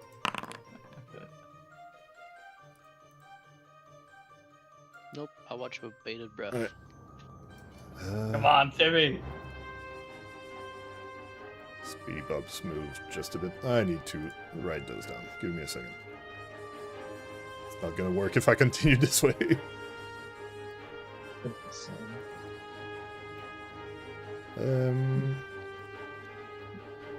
Look.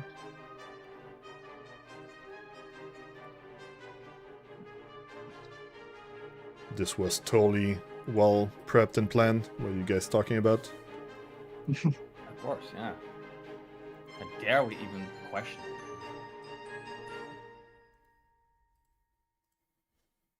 it? I can change the order so it's easier for me as well.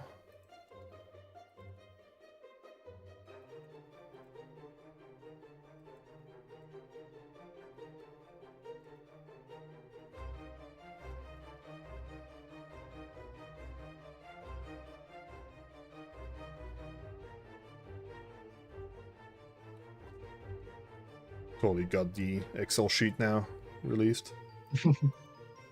Just preparing to do equal sum.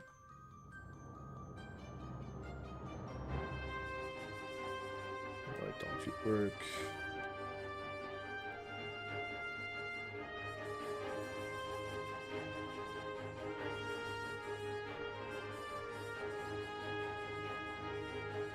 Right. Actually, I can tell you the numbers.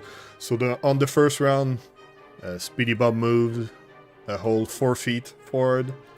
Marmalade moves 2 feet forward. Gideon moves 7 feet forward. Super Toad moves 8. New Timmy only moved 6. And Fitzberg only moved 1. And I just destroyed my sum rules. God damn it. 4, 2, 7, 8,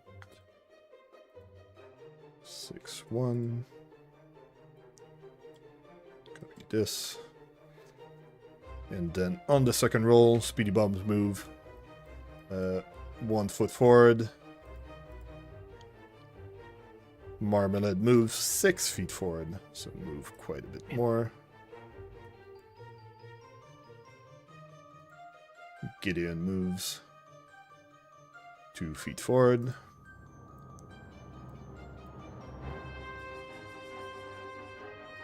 Super Toad moves 9 feet forward. Super Toad getting quite the lead.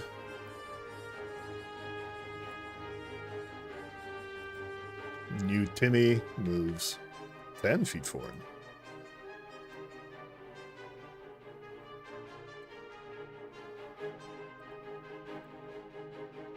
Just being right behind Super Toad.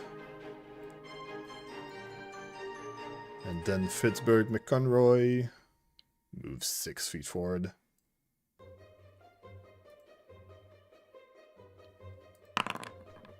Another set of dice as Speedy Bob's moves 1 feet forward. Come on, Timmy. It's all in order, so I can just enter it. 2, 2, Come on, Timmy.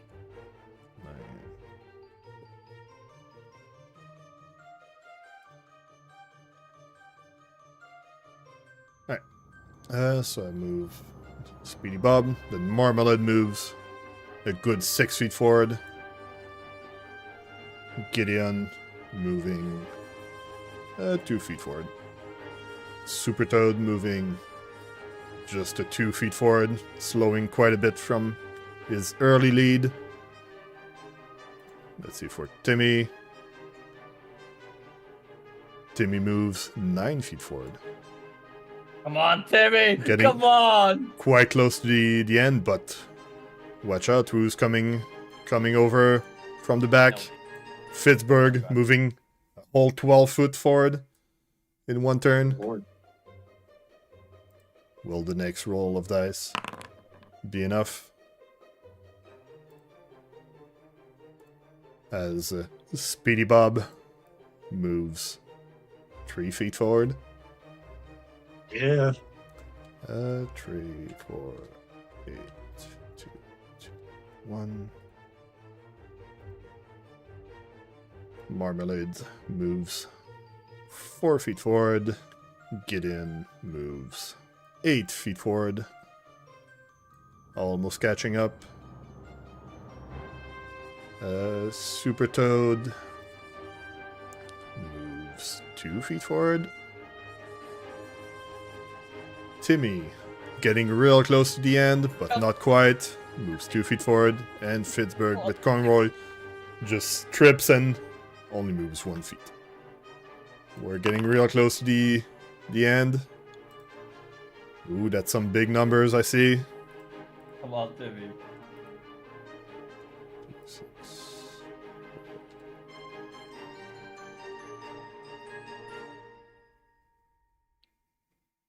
Alright. Speedy Bob. Really accurate for his name. Moves 2 feet forward. While Marmalade moves a big old 6 feet.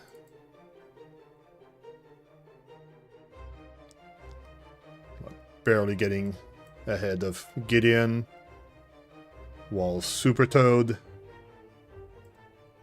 almost... Oh, Super Toad gets real close to the line. Fitzbuck McConroe being right behind him. And New Timmy just blasting through the finishing line. Finishing the races just ahead of Super Toad and Fitzburg. Yes. Timmy. Timmy wins the race. The one that Braska bet on. Just finishing that race quite close. So let's see what, other than bragging rights, what could Braska win from winning his bet? As the turtles are brought back to the start. Hell A turtle insignia.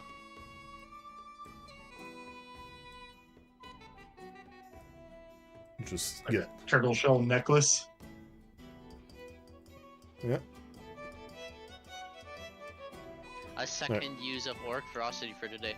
Yeah, that's just today, not a different day, just today.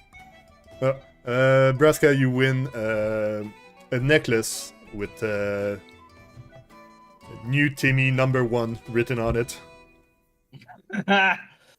Just a medal with New Timmy #1 written on it, just as your champion. Would you guys like to know what dice were assigned to each turtle? Sure. Speedy Bob has added D4. So yeah, 20? Are we still lost? yeah, he rolled 1 twice. What the hell? I'm gonna send in the chat the rolls, so you guys can see. The total is the first column, and then the rolls are the same. So yeah, I was expecting Fitzburg to win, but turns out the dice were in its favor. That's what RNG is. Yep. I don't know if it's RNG. So would you like? This game seems rigged. Would you guys like to continue or try for another race now that I have the system set up? Valid. For another It's race. good. I have other things to do. No, another activity. Yeah. Alright, let's go for a different activity then. Let's do the riddling contest. I'm gonna throw up the voice. God damn it. I did. Slash bolt. Yeah, Speedy Bob.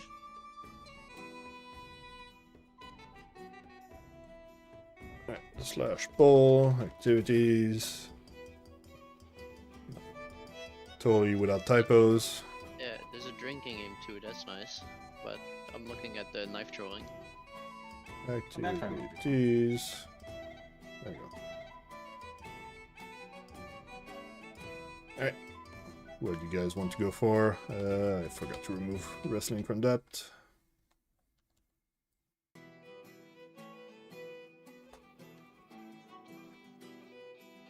I see 2 votes in the riddling contest and 1 vote in knife throwing. Looks like someone needs to vote. It's 2-2, so we're gonna flip a coin to see which one it is. We can just do both. The riddling contest wins. Speedy Bob! Yeah, Speedy Bob, the new mascot.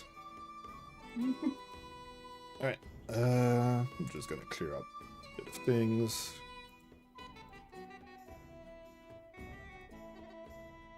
Alright, so you go for the riddling contest as organized by James Morlebint. Near the a bit closer to the odd stories. So there will be 10 riddles, and the players only have 10 seconds to come up with the correct answer. Right, all right. So, and you want them in like text form or? Yeah, that was my next question. Does multiple people want to participate in that one? Because if we do, we need to do it a bit differently. If you want to go against each other, I mean. Then yeah, we'll have to go against each other. Alright, if you go against each other, I'm gonna need you guys to send it as a secret answer. We can do that on Discord. Well, you can do it in Foundry as well. If you go for it's a private GM. Is it? God, no. Nice.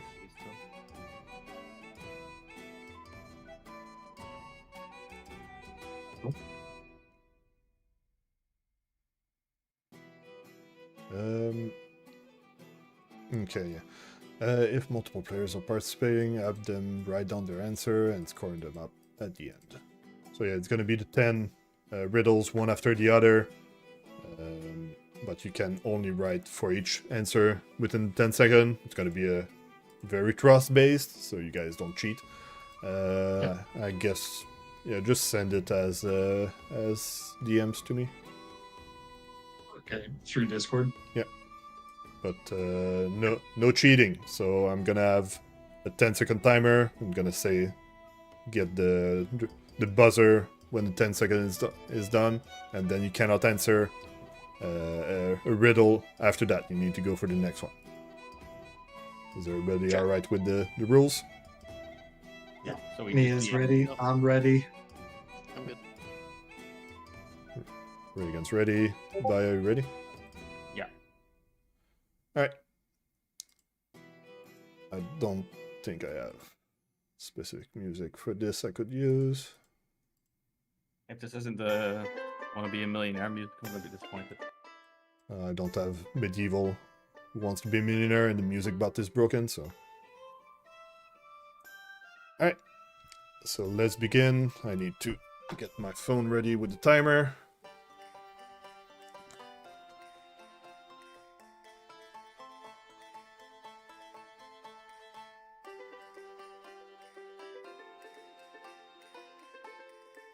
Let's go for... Let's do it like this. Alright, so let's begin with the first riddle. And I'm gonna start the timer as soon as I stop saying it. So let's go. First riddle. The more you take, the more you leave behind.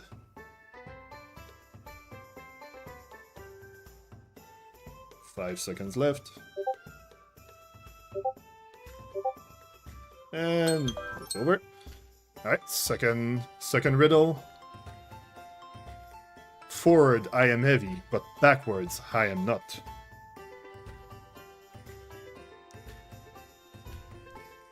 Forward I am heavy, backwards I am not. Time's up.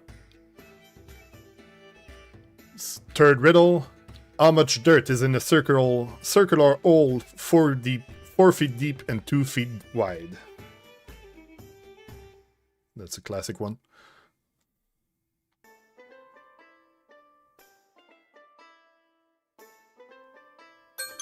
Time's up.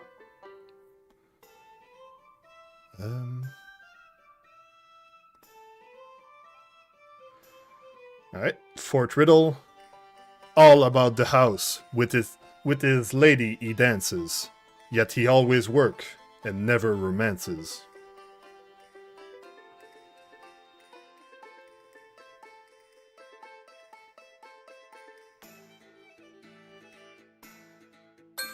Time's up. Fifth riddle. Alright.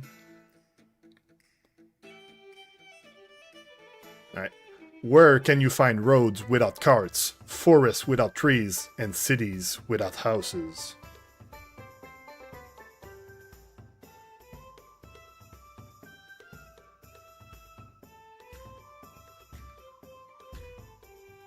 Time's up. Sixth riddle. What is put on a table, cut and shared, but never eaten?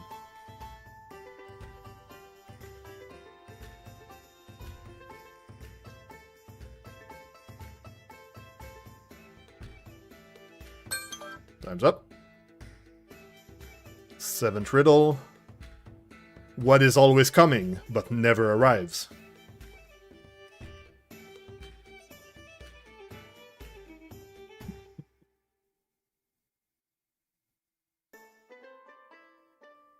Time's up. At night I come without being fetched. At day I am lost without being stolen.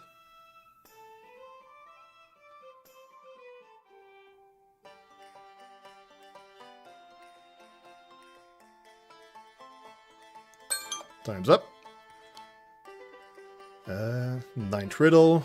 What is so fragile that speaking its name will break it?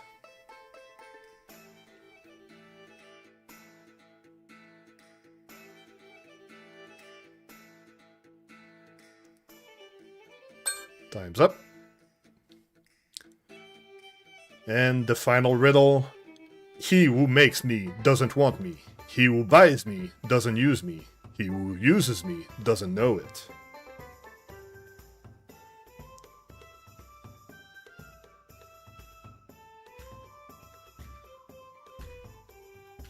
The answer to half of these is no idea. And that's it. So, you guys better have entered your answer correctly and didn't cheat. And so we shall tally the result and see who has the highest score.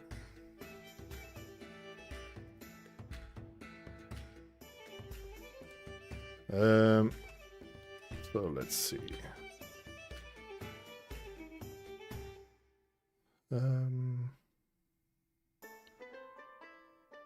Well, actually, I can just say the answers and you guys can tally your own scores correctly. I'm gonna trust you guys. Alright, so the first riddle, the more you take, the more you leave behind. The answer is footsteps. The more footsteps you take, the more footsteps you leave behind. Alright, and second riddle. Forward I am heavy, but backwards I am not. The answer is the word ton, which I see Mia did correctly. Oops. The third riddle, the classic one, is how much dirt is in a circular hole 4 feet deep and 2 feet wide? There is no dirt in the in the hole. So I think a bunch of people did answer that correctly. Yeah, I just realized it now. None. Except Tony. Alright, fourth riddle. All about the house with its lady he dances, yet he always works and never romances. The answer is a broom. Broom. Yep. The fifth riddle, where can you find roads without carts, forests without trees, and cities without houses? You can find all of those on a map. Would it count if I also said in a book, because it's also on paper? I have Eh, the right idea. well, the answer I have is on a map. But nobody also had the... We'll see. Well, no. Raven actually had that one correct. So I'm gonna give Yeah, the I point to did. Raven because he actually has the correct answer. No point for Braska. Number 6. What is put on the table, cut and shared, but never eaten? It is a deck of cards. You're not supposed to eat the cards, God. but you need to cut the deck. Alright, number 7. What is always coming but never arrives? That is tomorrow or the future. Damn, I was Yeah, wrong. I had that. Nice. Me. At night, I come without being fetched. At day, I am lost without being stolen. The answer is stars. I am not sure I understand that one. I'm gonna be honest. Yeah, I would don't. you I accept put something the light moon? related. Sorry, Raven. Would you accept the moon? Because it also comes out at night.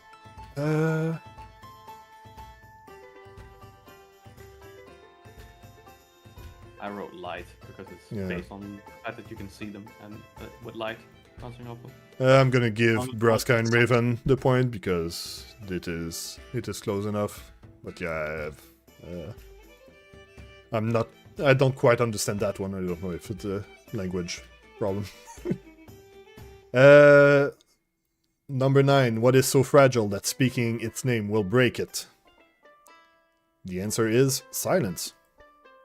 Oh, And then, Figure that one out after. yeah, and then finally, number 10. He who makes me doesn't want me. He who buys me doesn't use me. And he who uses me doesn't know it. And the answer is a casket. Une casquette, tabarnak, j'en ai une, pis Ouais. c'est pas ça. oh, Yeah. I hate how that makes sense. But yeah, it does work.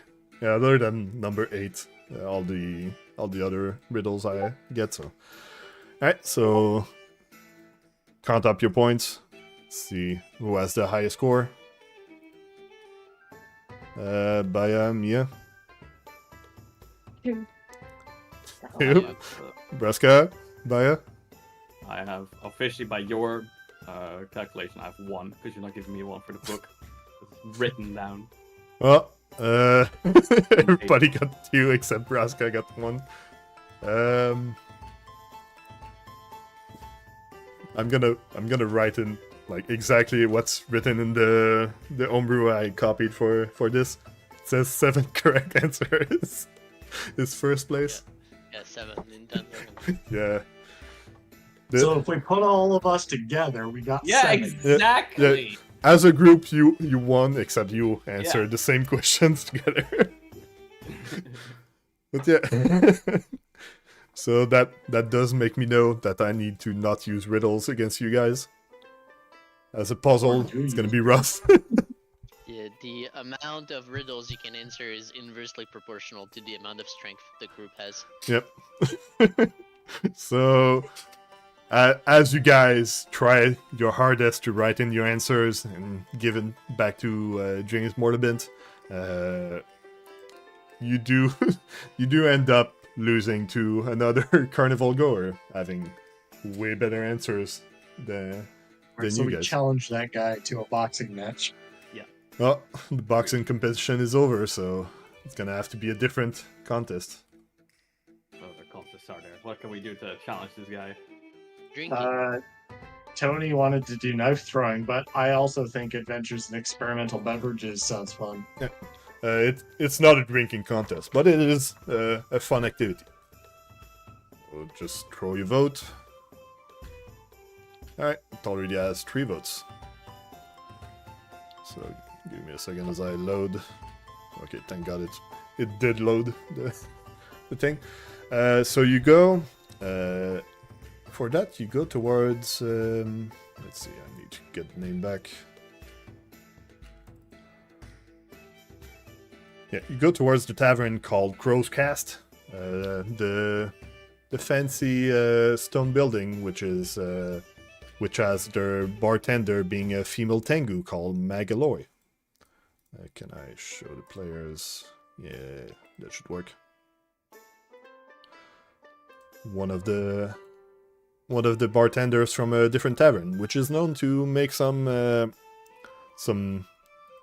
trials in different beverage. And as the festival happen, you have a choice to drink some festival with some beverage with some different effects on it.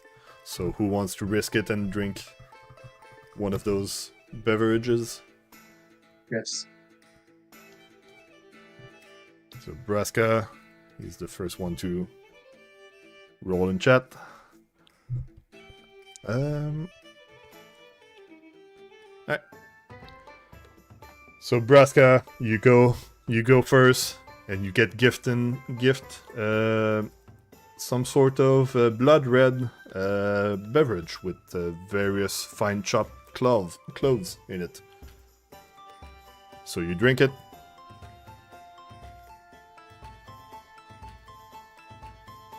All the way down my gullet, Yep. including the clove.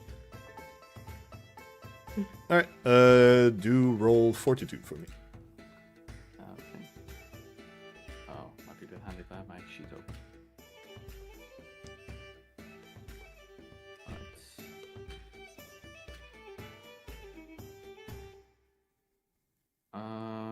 Where's my fortitude? Here we go. Will I just do it publicly? Yep. Right. Alright, let's see. I did have some checks somewhere. Alright, as you drink the blood red ale, it is quite the strong ale, like almost burning your throat as you drink it. But other than turning your face a bit more red than usual, as red as an orc can turn, you do manage to swallow it, and you do feel a bit a bit burnt. Question. But it's good. I see Braska drinking the ale. Is this a You cut off. Okay, I didn't catch that, but Yeah, you cut off. You didn't okay. finish. You don't hear me. Yeah, okay. I see Braska drinking, and is this a fear effect on my fortitude saving throw? No, it's not. It's not a fear effect. Unlucky. Alright. So, Braska, your face is looking a bit more red than usual after you drank that strong, fiery beverage. Actually, I think I'm gonna go for the other list because this one seems to have more active effect than fun effect. Give me a second so I fetch the other one. Because after all, we're here for fun, not for King. Let's see what this one was telling me.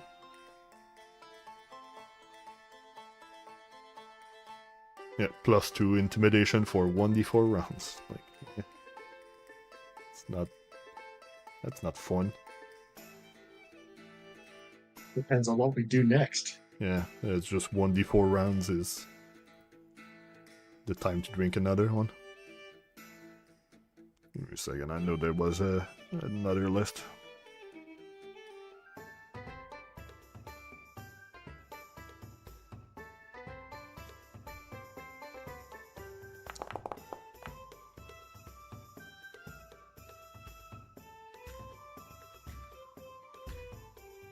Blood in you coming out.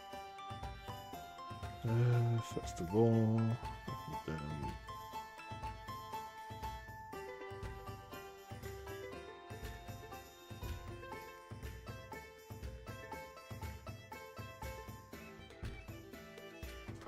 God damn it.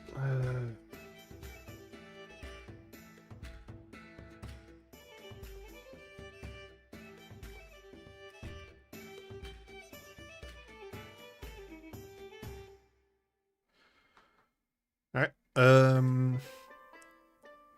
So next one that said something. Zael, roll a 1d100. 1d100? Yep. A d100. Alright, 31. Let's see what you got from that.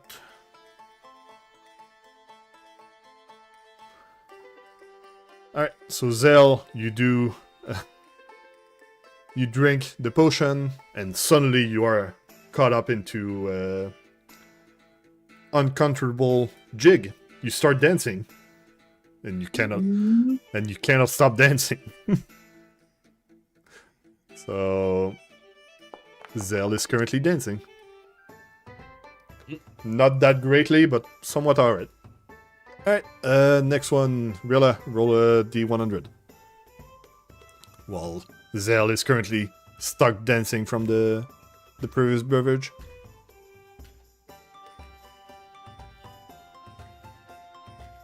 /5 Yeah, slash 1d100.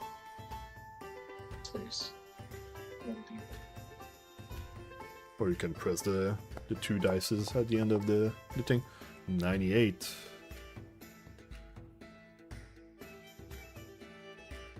Alright.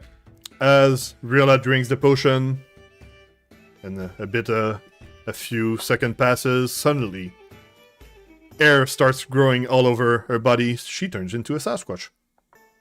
What? So much hair all over the place. Oh, God damn. I heard air and I was confused. Hair. Hair with a Yeah, H. Unlucky. Sorry, I cannot speak English. Yeah. Tony, you are the next in line. As you see the new Sasquatch and the dancing cleric. Roll a 49. See, I was expecting.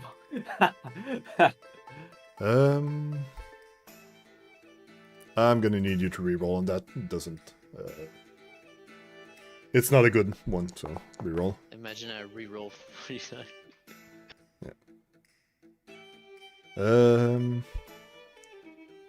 Nope, that's another one that's a D&T, give you a bonus thing. There you go. So be it. I'm going for funny effects. That's fine.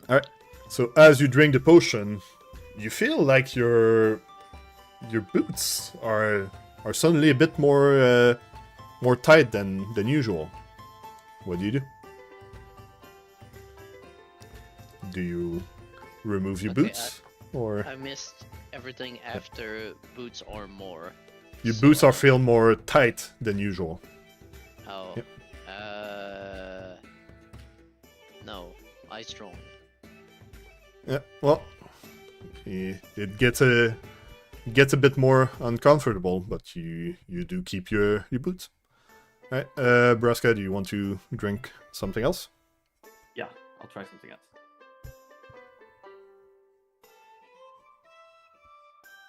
Roll a d100.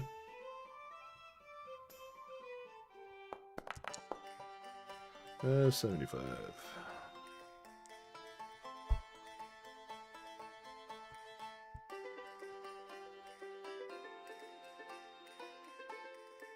Alright.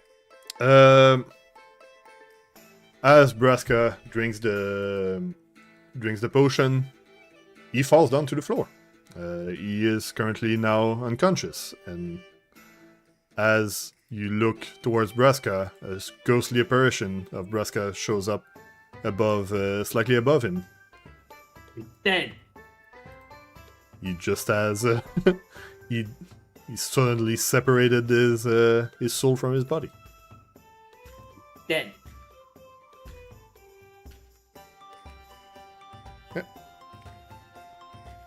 As Magaloy laughs as a crow as Braska falls to the ground. He assures that to everybody that he's gonna come back to himself in about 5 minutes. We believe him. Alright. Anybody wants to drink more potions other than maybe Braska because he's currently I can't. being a ghost? He's gonna need someone to administer the potion to his body. The beverage.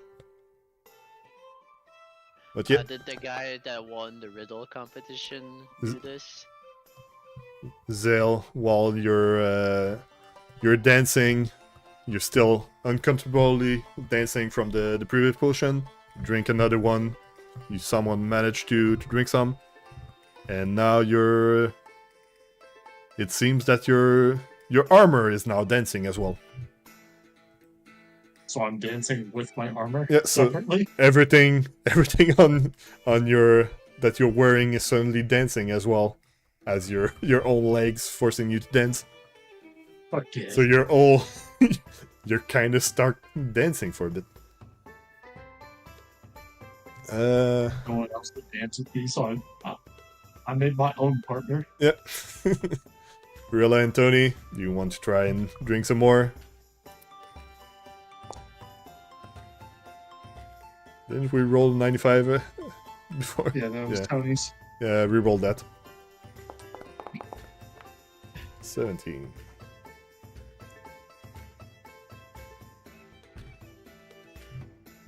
Oh, you drink. This beverage is like a clear beverage with some glitter floating in it. And as you drink it, you gain a fresh, minty breath.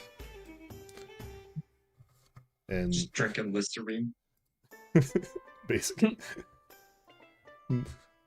Just have some magical minty breath of such freshness.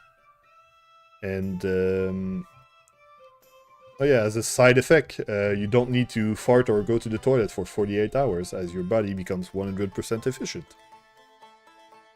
Oh, that sounds nice. Reasonable. Yep. So Rilla is currently being a Sasquatch, but with great breath. And doesn't fart.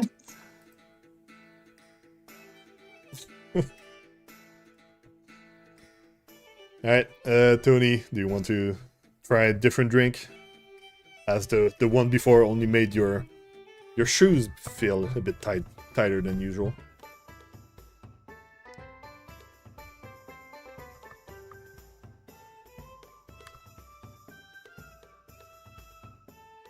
If you don't, we're just gonna advance time a bit.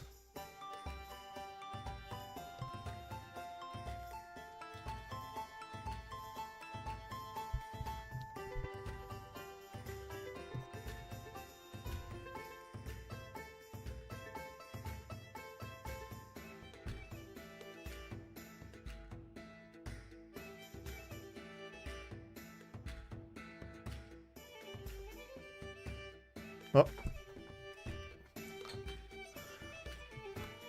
So you guys just wait a bit more time as Braska's spirit comes back to his body as he wakes back up.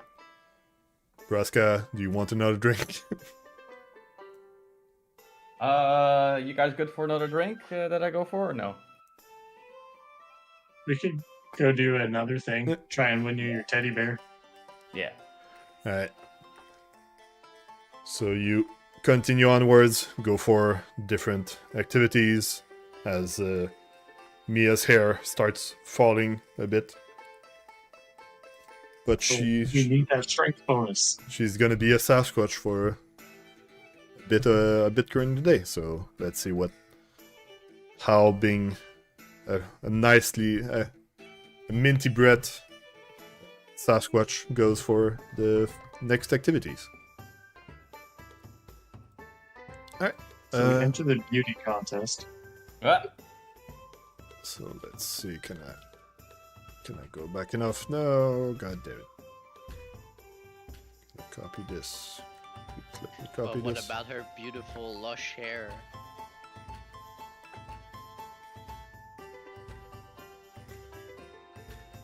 This is what we got left.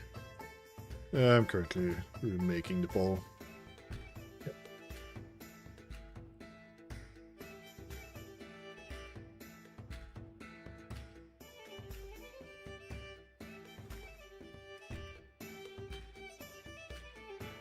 There we go. What do you guys go for next? As I make it so the music stops repeating so much. Go for that one.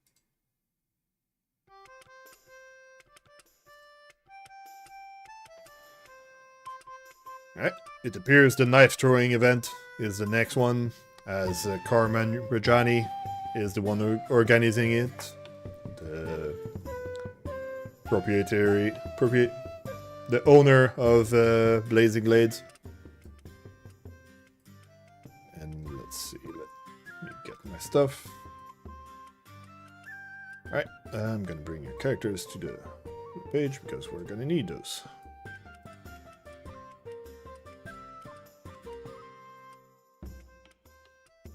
And then I'm gonna need this guy as well. And this guy.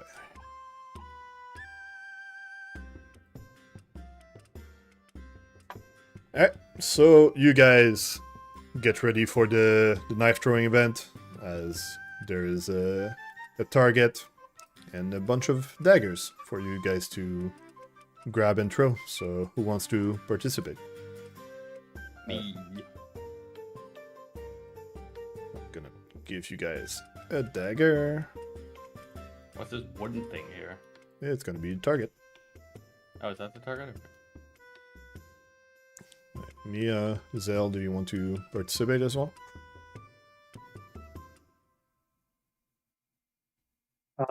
I mean, sure. Alright. Get lucky.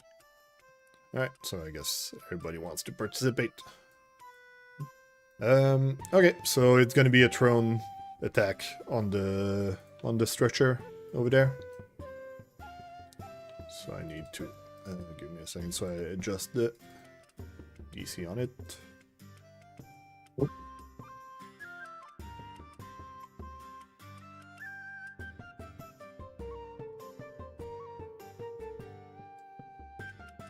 Alright, so you guys can do doing a thrown dagger attack against the structure over there. I'm gonna rename it. Like cast Sure Strike and Guidance first, right? If you do that, you're gonna be disqualified for cheating. Or close enough. So I use meta magic action, still spell.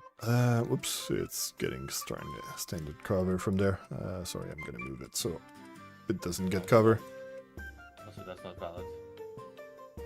It didn't validate my thing. Are you saying that just because you failed anyway? Even if it was valid? No. Wait. Fine, jeez. Roll another one. Right. Alright, now no more practice shot. Yay. Alright, so Braska, you go for to the next round. What about the others? Oh, no. Rilla, sadly you do miss on that that toss. Wow. Tony, despite all your practice, it seems it's not like your fork. You do miss as well. I usually throw hard. This is more dexterous. So Unlucky. for people that did succeed, the target goes further, as Carmen also is participating, even though he's organizing it. Just boasting as the best knife thrower in the town. Braska's like, let me stand there. I want to stand there. Fine. Throw him. If you need it to be easier for you. And Tony, you do know that Carmen is actually really good at dagger throwing. As in, Alright. like, you should never go into a bet against him at the Crook Nook. Braska, go for it. I raise the... Yeah, Braska turns around to his house and like, wish me the best of luck when I throw this. All right. Let's see how we do. Oh, Yes. Braska, you do land Nice. another one. But Carmen Rajani also lands it quite easily. I didn't As, see him throw it. as some other festival goers, some do land it, some fail on the second try, but targets his moves back some more. Alright, it is now ready for you again, Braska. All right. Wish me luck. Ooh, it's gonna be a miss. Since you got further, I'm gonna say you have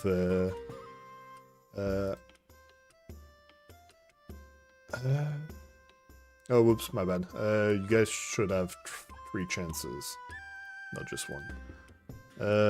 So yeah, let's. Braska is already at the 20, but let's bring it back for the other ones. All right. So the rest you can throw again if you want. Make sure you stand beside me, where I can move for you.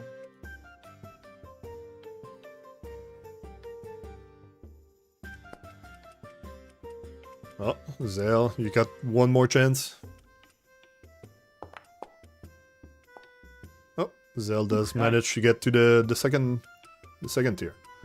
Right, Tony, Okay. can you do better than your crit fail?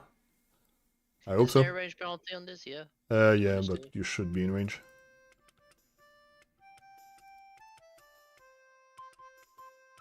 Probably the map not chances. registering.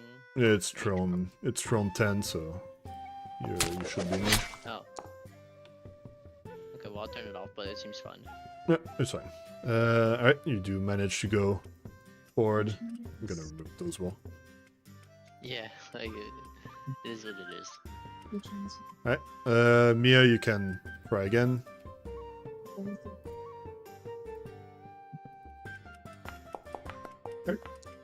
I mean, And If you, you took Throws it it from there, bigger just like penalty. whizzes it past the guy. yeah, you do get through quite easily on your second try. So let's raise the target to the next tier. Alright, Tony, Zael, and Rilla, you can try again.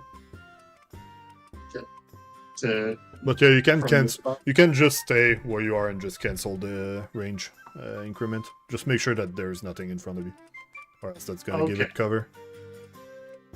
Because I've been thrown with the penalty. Yeah, same. Do we get 3 tries or Yep. just one? Yeah, it's 3 tries. Yeah, I raised the AC instead of moving it because it's easier. Oh, really nice try. Yeah, Zael, you still have 1 try. No, Zael, Ah, Zael is out. Rilla, you still have 2 tries. Nope. What about the last one? No. Neither. Please do give the dagger back after your attempts if you're out. So just remove it from your inventory. Tony, you have 3 tries. You have 2 tries.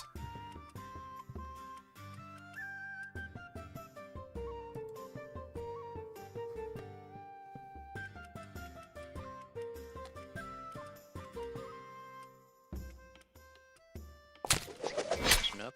Okay. There we go. Alright, so Tony catches up to where Braska is. So let's resume. With Braska and Tony, you have 3 tries to get to the next stage. All right. Oh, it's 3 tries every stage? Yep. Okay. Alright, so Alright. target it. Miss. Damn. That was nearly a crit fail. Alright, try again.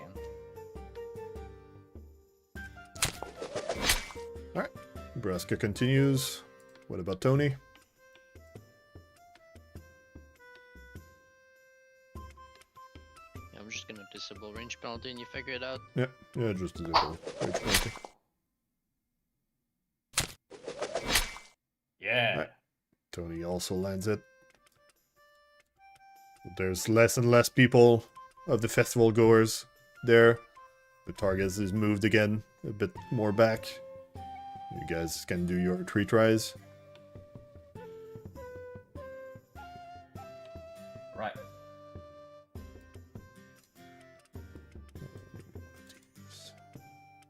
Can I throw? Yep. Just do your 3 attacks.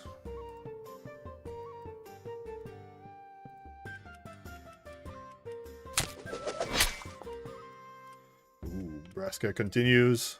What about Tony?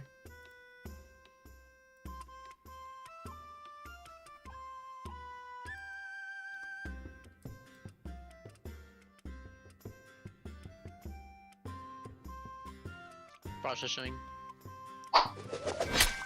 That's a miss. That's another miss. And that's another miss. Tony is out. Unlucky. Return your dagger to the rest of the throwers, but Braska did continue. There is less and less people. On Braska, you can do it. All right.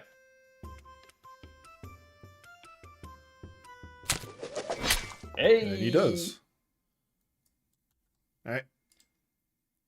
So as we get to the final round, there is only Braska, festival goer, that if someone wants to throw a description of who would be good at throwing daggers, as I prepare the rest. But it is now only those 3 remaining. It is a chef from a different tavern showing Tony how it's done. Or it's going to wife, yeah. Alright, Braska, go for it with the new higher AC. Okay. I'm a pan guy. Yeah, if only it was throwing pans. Braska fails on his first one. Let's see for the other festival goer fails, but what about Carmen Rajani? Because I need to throw him a bonus to attack.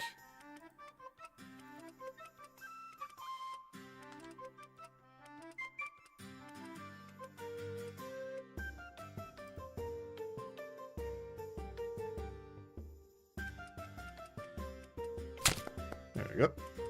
Rajani hits it no problem with his first try. So Braska and the festival goer, they still have 2 chances. A boom! Braska throws the dagger with strength. Managed to land it quite square in it, while the other festival goer just misses twice and is also out of the contest. So the target is moved back once more, as only Braska and Carmen remains.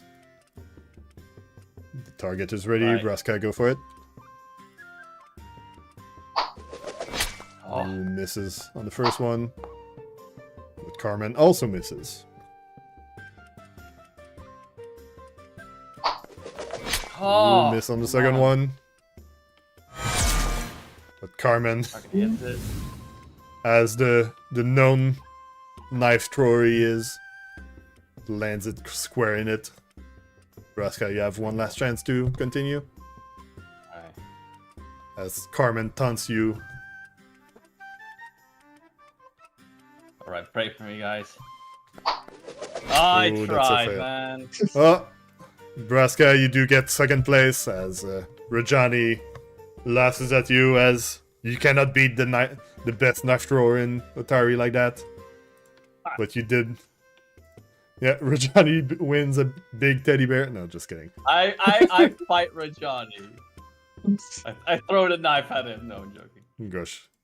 Well, he grabs back the daggers and just try to goad other people to beat him at knife throwing. But nobody I don't really know how wants to give to, it as to him. he is known to be the best knife thrower. I don't know how to give it to him, so. Just remove it from your inventory. Oh, just... No free daggers for you guys. Alright. So that is roll to it. the knife throwing activity. Let's see. Oh, We will. Let's go for the. Yeah, let's go quite quickly through the next ones, so we can get into the lore.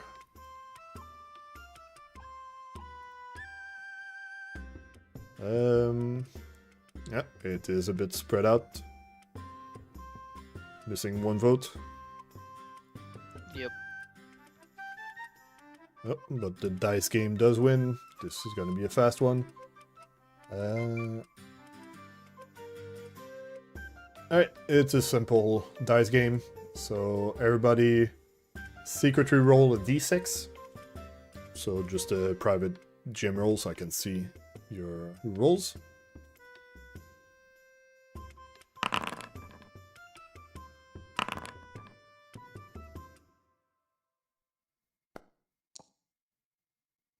Oh, Tony, you need to do it secret or else people will know what your roll is. Well, I did tart PR. It's BR, I think. Well, BR is blind. Is it supposed to be blind or is it supposed to? It's supposed to be secret, Right. so you know what your own roll is. Okay, then you want to erase mine? Do you not know what your roll is? No, I rolled blind. Tony rolled blind as well. Yeah. Yeah. To roll a GM roll is GMR to roll GM roll. GMR. Yeah.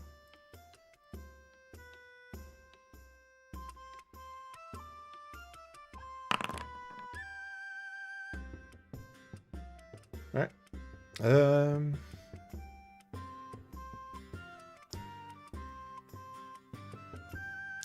Well, this doesn't work quite well because yeah, it's hard to bet if we don't have much rewards.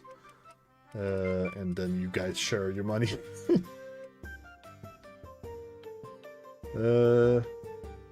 Giftable hero points. Yeah, sure. No, yeah, it's something that because it says like you can place bets, go around, raise, call, and fold, like in poker, basically. Yeah. But yeah, there's nothing you guys really can do that with. Then we can just skip this one, go to the next game. Yeah, skip. That was one that wasn't quite well thought of. There we go. Next one.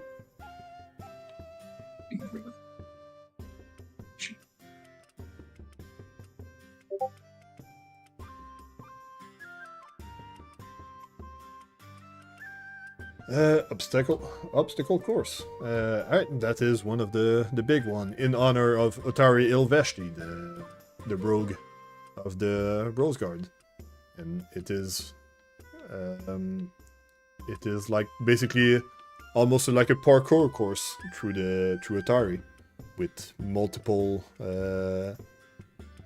roles with different options to go through. So it's called a chase encounter. So you're gonna have to go across the uneven rolling logs, down the loading flume, swim to the pier, and up the rooftop, and finally down the market square to dodge dye-soaked balls of cloth thrown by children. So who wants to participate? I should unequip my armor. Well, looks like everybody wants to participate, but yeah, if you want to remove your armor to make it easier or something, make sure to do so. And once you guys are ready, we're gonna get ready at the... What? Why would it make it easier if you remove the armor? Armor checks. Check penalty, because armor, Oh, okay. especially Zael has fucking full plate. Yeah, we're gonna want to put it as dropped, so it doesn't count for your weight. Give me a second. Yeah, Tony as well. Alright, I'm gonna move you off the map so it's easier to track you guys.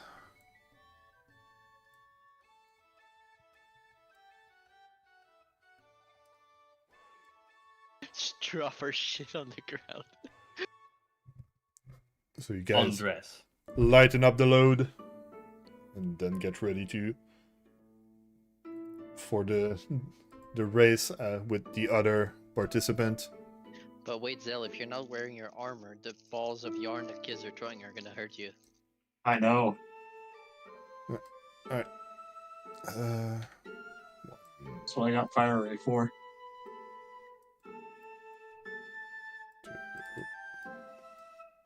One, two, three, four, five. There's 5 events.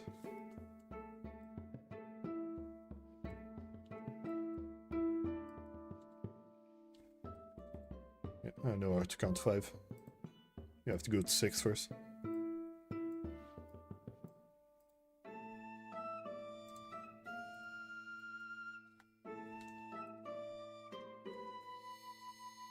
There we go.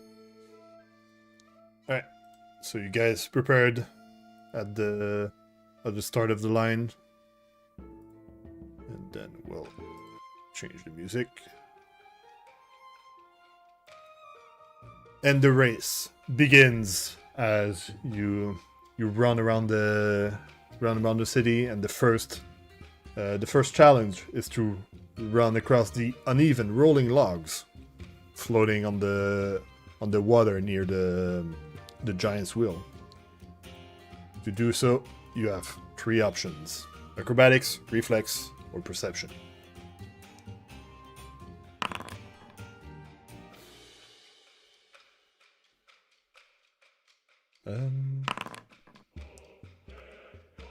Those you can set yourself back to regular rolls. I don't think they need to be hidden.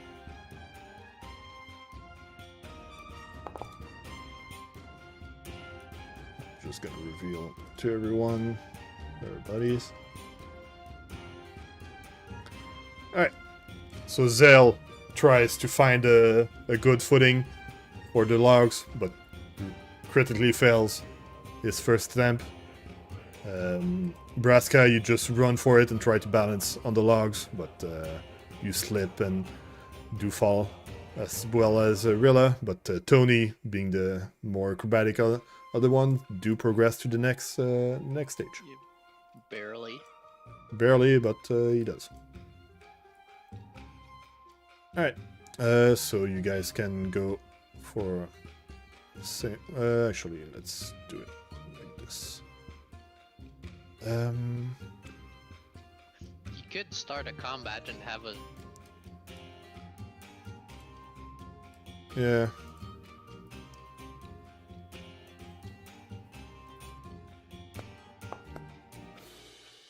Well, the order doesn't matter. Yeah.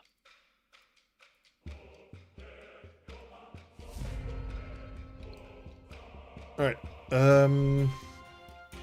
just I need to make sure for the order and stuff. Alright, let's go like this. Tony, for the second stage, you are going down the loading flume, which has been blocked in several places, so every time you would fail would be lost time against a painful running to an obstacle, so you need to dodge the stuff or find a good way to get through. So Tony, roll on one of those. It's gonna be a failure, so you stay at rank 2. Everybody else, you can try again on these.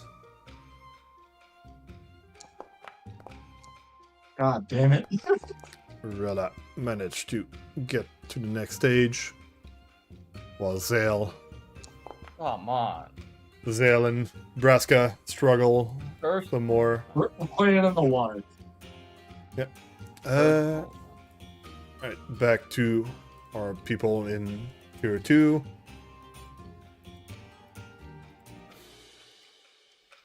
So please, Rilla and Tony, roll on those. Tony's gonna act first because he got there first.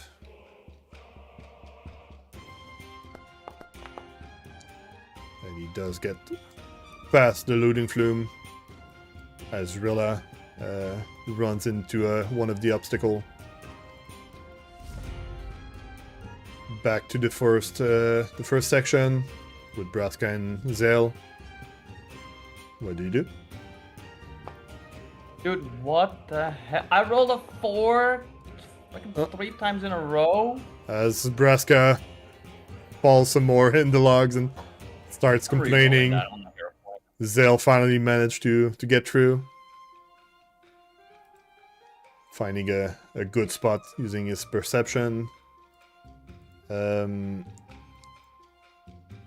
Rilla and Zael, you can roll on this.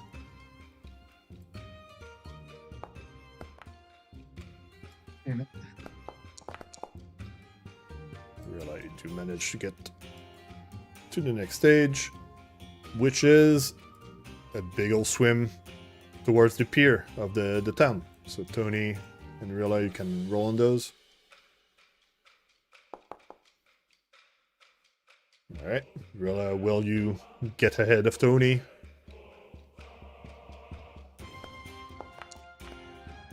And she will.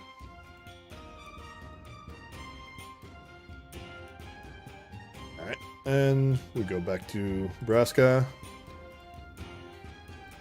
Oh, the turn attacker.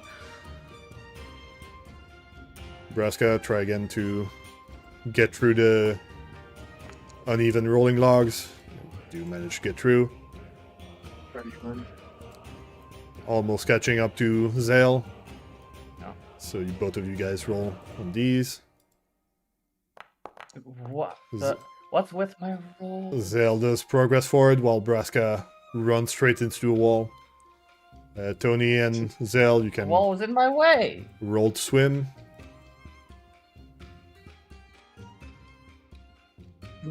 Haven't done nature yet. Well, that was a good choice for you. So, but Tony also catches up. Next time you gotta go up the rooftop. So Rilla is gonna be first there. She fails, but Zael stays back. Rilla does progress forward. What about Tony? Right on Rilla's tail or left behind with Zael? This should be rolling. Acrobatics or athletics? Yep, there it is. That is success. So Rilla in the front with Tony right behind her. Let's go back to Braska to give him maybe a chance to catch up. Whoops, that's the first. That's wrong. Yeah, that's the first one, not the second one. Alright, Braska. Crafting, let's go. Try to find where the traps are. Alright, Braska does move forward. Next one is gonna be Zael. Wait, no, you already did this. Zael trying to climb up to the rooftop, catch up with the other two, and he does succeed. And then for the final stage, as you go back down from the rooftop into the market square, trying to dodge dye-soaked balls of cloth. Rilla is going to be first, but Tony is right on the edge. Ooh, Tony does succeed with Zael behind, but Rilla fails. Let's go back to Braska to see if we can catch up to Rilla.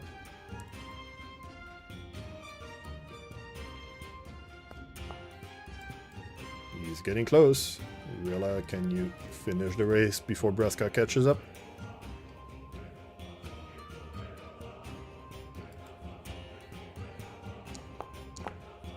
Ooh.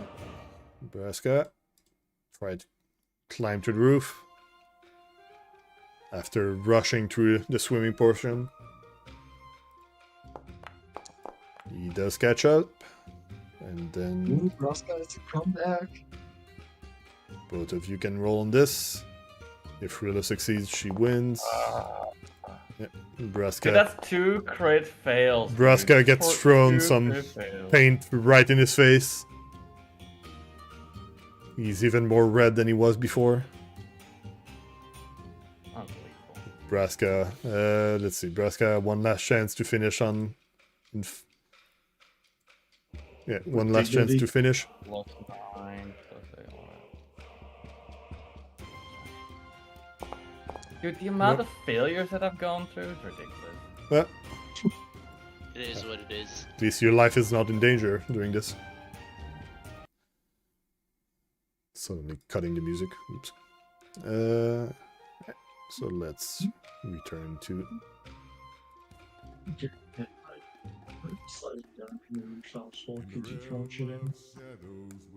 Can we not have lyrics and music, please? Can we have more happy music? There we go. All right. So you guys do manage to get through the race with Tony ending in. From your group, Tony ending first and Rilla ending third, and Braska finishing at some point. Covered in paint. But if we go for the what was in the homebrew, it was a bit it was a hard race because that was the text I had. If a PC failed a single obstacle check, first place, 2 checks, second, and third for third place, and then I think Tony failed more than 3. I think it was either 3 or 4. Yeah. Maybe, yeah. Well, let's go for 3. in the yeah, sure. Tony does manage to finish in third place with Zael in 4th and Rilla in 5th. Just for this small race, you guys don't quite have the same agility as Otari Ilveshti, as told in the legends. But you did have some fun still from that race. Let's see for what's left. Let's skip the archery contest.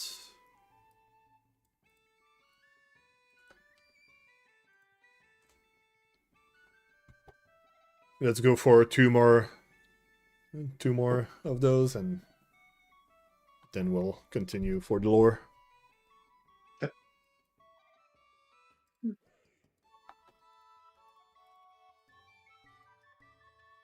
Only have 2 votes. Alright, log chopping contest it is. Yeah. As you guys go back towards the market, where a few logs have been set up near the market for chopping contest, and ignore it that I called it a tree. Logs.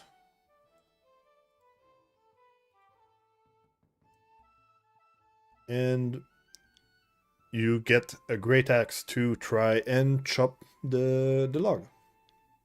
So I think only Braska would have his own axe. Yeah, if we get the log to do damage to Braska, then his axe will do 2 extra damage to the log. Let's see. Let me bonk my head against it, bleeding nose, and then it'll change into Braska, roll a stealth check to see if you can use your own axe by making it seem like not a magical axe. That would give you an advantage. Okay.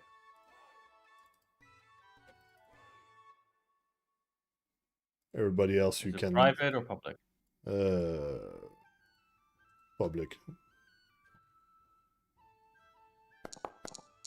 Yeah, Oh. I'll I'm have so to use done with that. that roll. Alright. Dude, I'm so done. Braska, you tried to convince the judge to let you use your retribution axe, but they say no. We know it's magical. We don't want to give you an advantage, so they give you a regular old great axe for you to use We're instead. like, hey, Braska, cheat, use your own axe, and then he strolls in it while holding it in his 2 hands. Yeah. I want to use this. All right. So the challenge is to finish the log in 4 strokes or fewer to get first place. And you can use any slashing weapon you want, but axes will ignore the log hardness.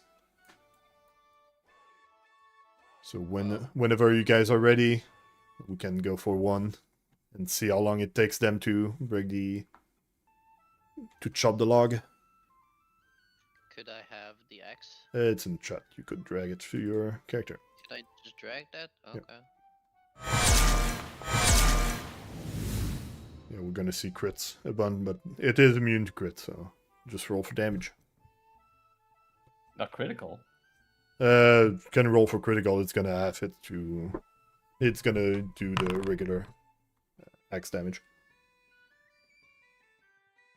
It is private for some reason. You can probably adjust that. But Braska is starting. Zael is gonna be next, but Braska, you're. Let's see how long it takes you. Should we just do all Braska then? Yeah, yeah, we need to do Braska first. So Braska, roll again to attack it and then damage if you don't crit fail somehow. Roll for damage.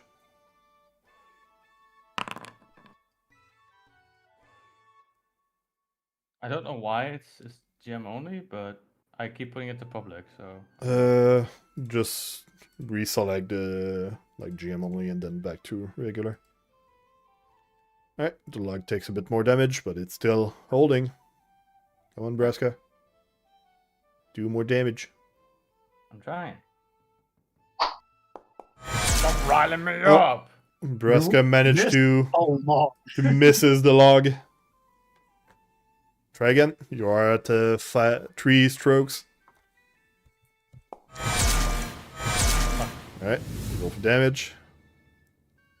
On your 4th strike. Ooh. That's a lot of damage, but it's still holding. What the? One more.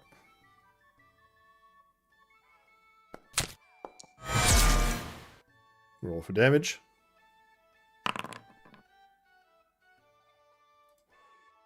Alright. Braska finally breaks the log in 5 strokes. Okay. Yep. Baya, take note of that as they replace the log. You can remove the axe from your inventory. Zael wanted to go next, so Zael, roll for damage because you already hit. Don't forget to target it. Alright. It takes some damage. Okay. Then second stroke. Oh.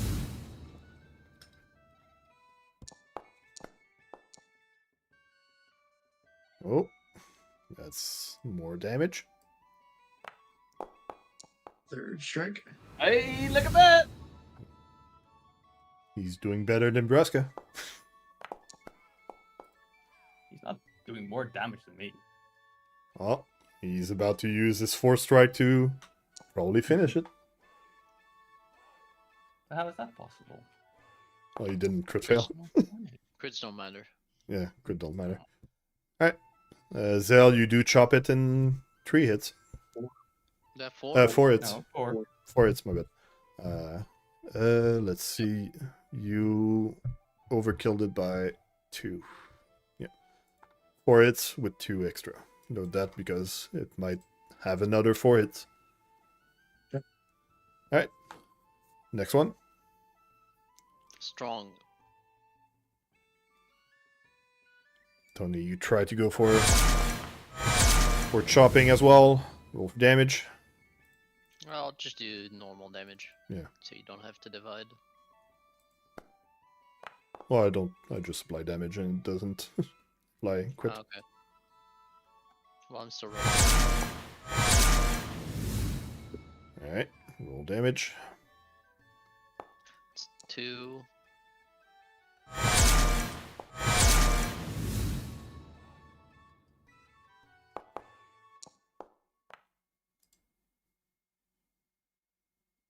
Oh. Nope. Okay. Yeah, still need one more. It's gonna depend how much you overkill it. Yeah, it's loading.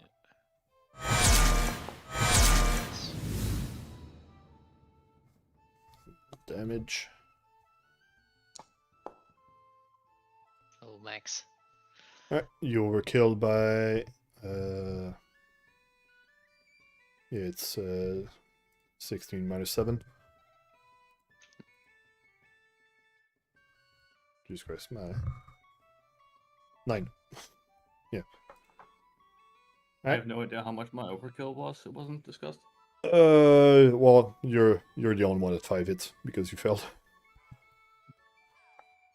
I like that I crit it 4 times. Let's go. Yeah, well, it That's all. only all has random. 10 AC, so... Yeah, I know, but still. Rilla, you might want to drop something on the floor so you're not encumbered. Or maybe your backpack. No, your backpack is basically empty. Does she get anything from her hairy nature? No, most of the hair has washed away from swimming in the pier. Okay. Click the t-shirt. But yeah, you might want to remove something so you're not clumsy. Okay. Just set it as dropped for now. You can drop some weapons or whatever. Oh, Jesus Christ. Or put it in your backpack or something. But she's got like no strength, so she has to drop a lot of shit. Yeah. Yeah, it's gonna be probably gonna be against Braska because she won't have as much bonus to damage. Alright. That's a hit. Roll for damage. Chop, chop, chop, chop. That's some damage. -1 strength. Well, you gotta beat Braska. Gonna have to go back to check the numbers though. Alright, roll for damage.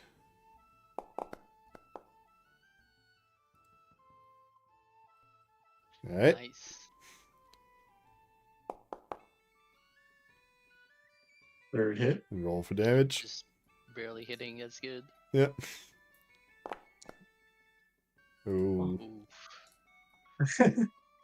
Roll for It damage. still takes 1. That's Yeah, roll to attack. That's the third roll. That's a hit. Roll for damage.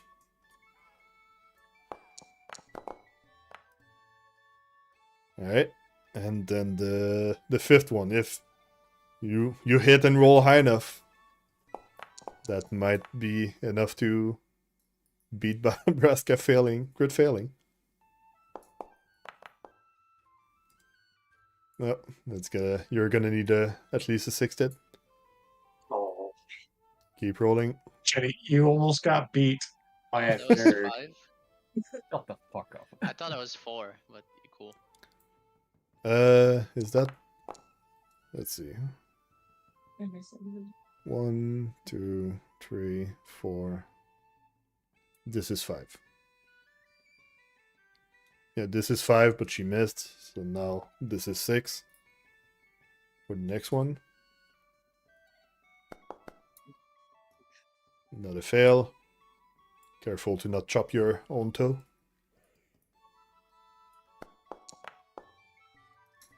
Right. 7. Roll for damage. And that's just enough to finish it in 7, but She could have gotten it 4 with some good damage. yeah, the crowd cheers anyway, as Rilla is not the most burly person in the town, but still managed to chop down the log. And not that behind from the other ones. Alright, so for the 2 that did succeed in 4, Tony did manage to succeed harder. Yep. So Tony wins first place, Zael second, Braska third, and Rilla a bit more behind. And as a reward, you get some firewood. Okay. Alright, let's go for a final one.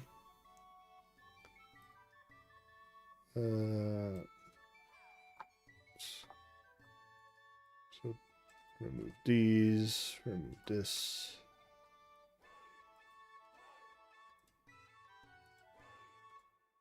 All right.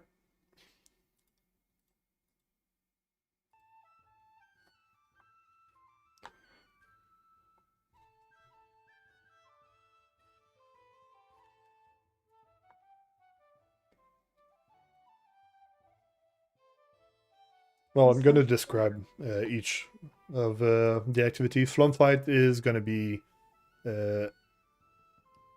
athletics or attack checks as you guys fight down while floating down the log flume. And at the end of your turn, you need to roll acrobatics to stay on the log. Okay. Caber toss is just athletics to like roll high athletics to win. And sledge pull is athletics, but as a team of 6. So you guys plus 2 NPC versus NPC teams of 6. All right, we're doing a sledge pull. So those are the 3 choices. So you guys want to go for the sledge pull? Alright, let's go for the sledge pull as the final event. So you guys get ready for the sledge pull to the side of the town, as the lumberjacks are used to, but maybe not the rest of the villagers. And then, as it is teams of 6 to get ready to pull the sledge, you do get some friendly lumberjacks to join you, like Jack the Tree Feller. And I need another name because I don't have other names. He's a nice feller. Yeah. John the Tree. Liam the lumberjack. Liam the lumberjack.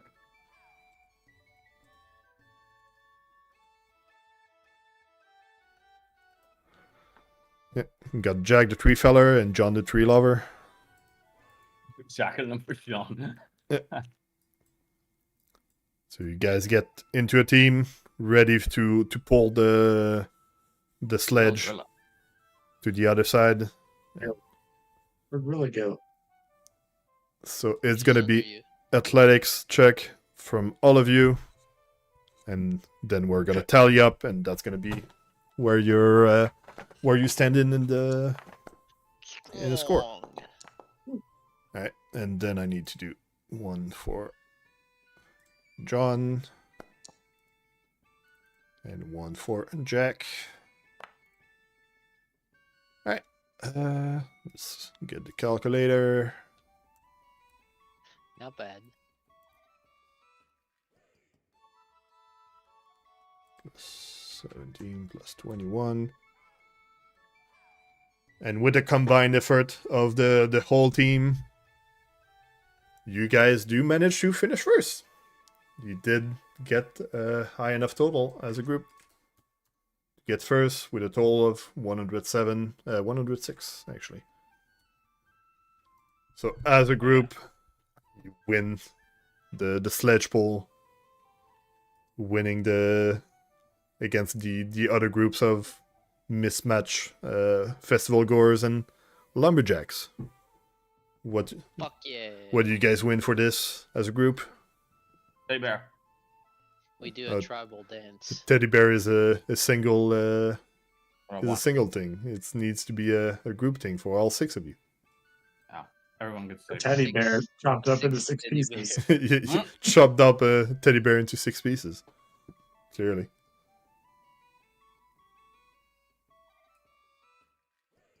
Well, let's see. The rope drink. that you guys use is chopped up into bits as Free drinks. you get you get more free drinks from Megaloy. Roll 1d100.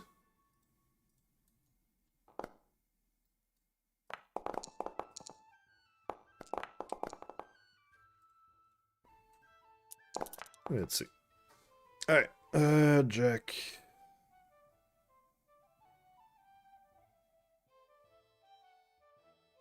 Jack needs to reroll.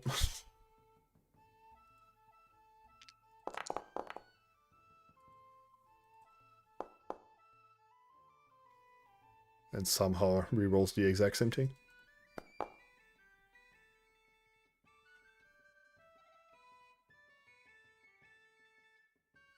Alright. As you look at Jack drinking his free beverage from winning, he turns into a cabbage. My cabbages! Oh, macaroonies. And That's as harmless. Don't worry about it. Happens all the time. but at least the cabbage does have telepathy, so you do hear Jack saying, "I turned into a fucking cabbages." What the?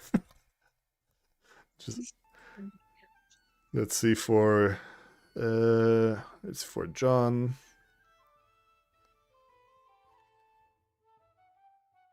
Roll the 88, and then I'm gonna get on you guys.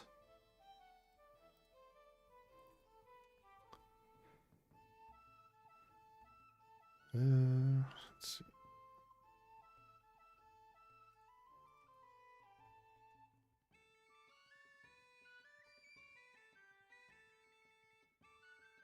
Well, as John the Tree Lover drinks the potion, he gets into something that you guys have seen a bunch of times before. And he gets into... God damn it. Stuff not working. Can I even...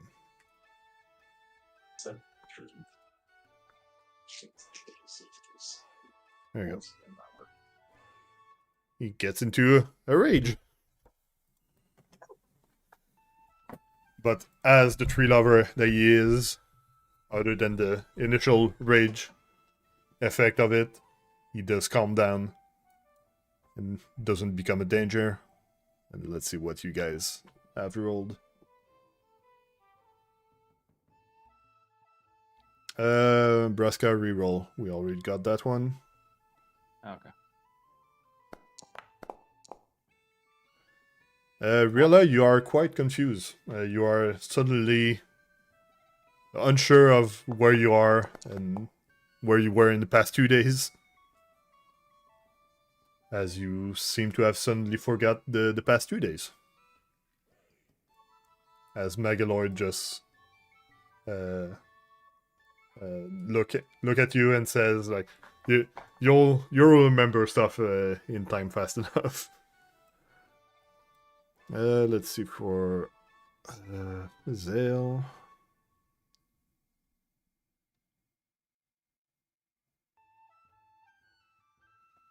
Zael reroll that. That's a bit too much. It says that it swaps your soul with something. Like, yeah, no. 39. Alright. As Zael drinks the potion, he suddenly starts hovering an inch above the ground. He's just slightly floating above the ground. Let's see. I run back to the obstacle course to see if I can walk on water. You seem to float 1 inch higher than the surface of the water. Like you're still swimming, but you're just 1 inch higher than usual. Perfect. Let's see. Rilla, 13. I already did that. Tony, 37.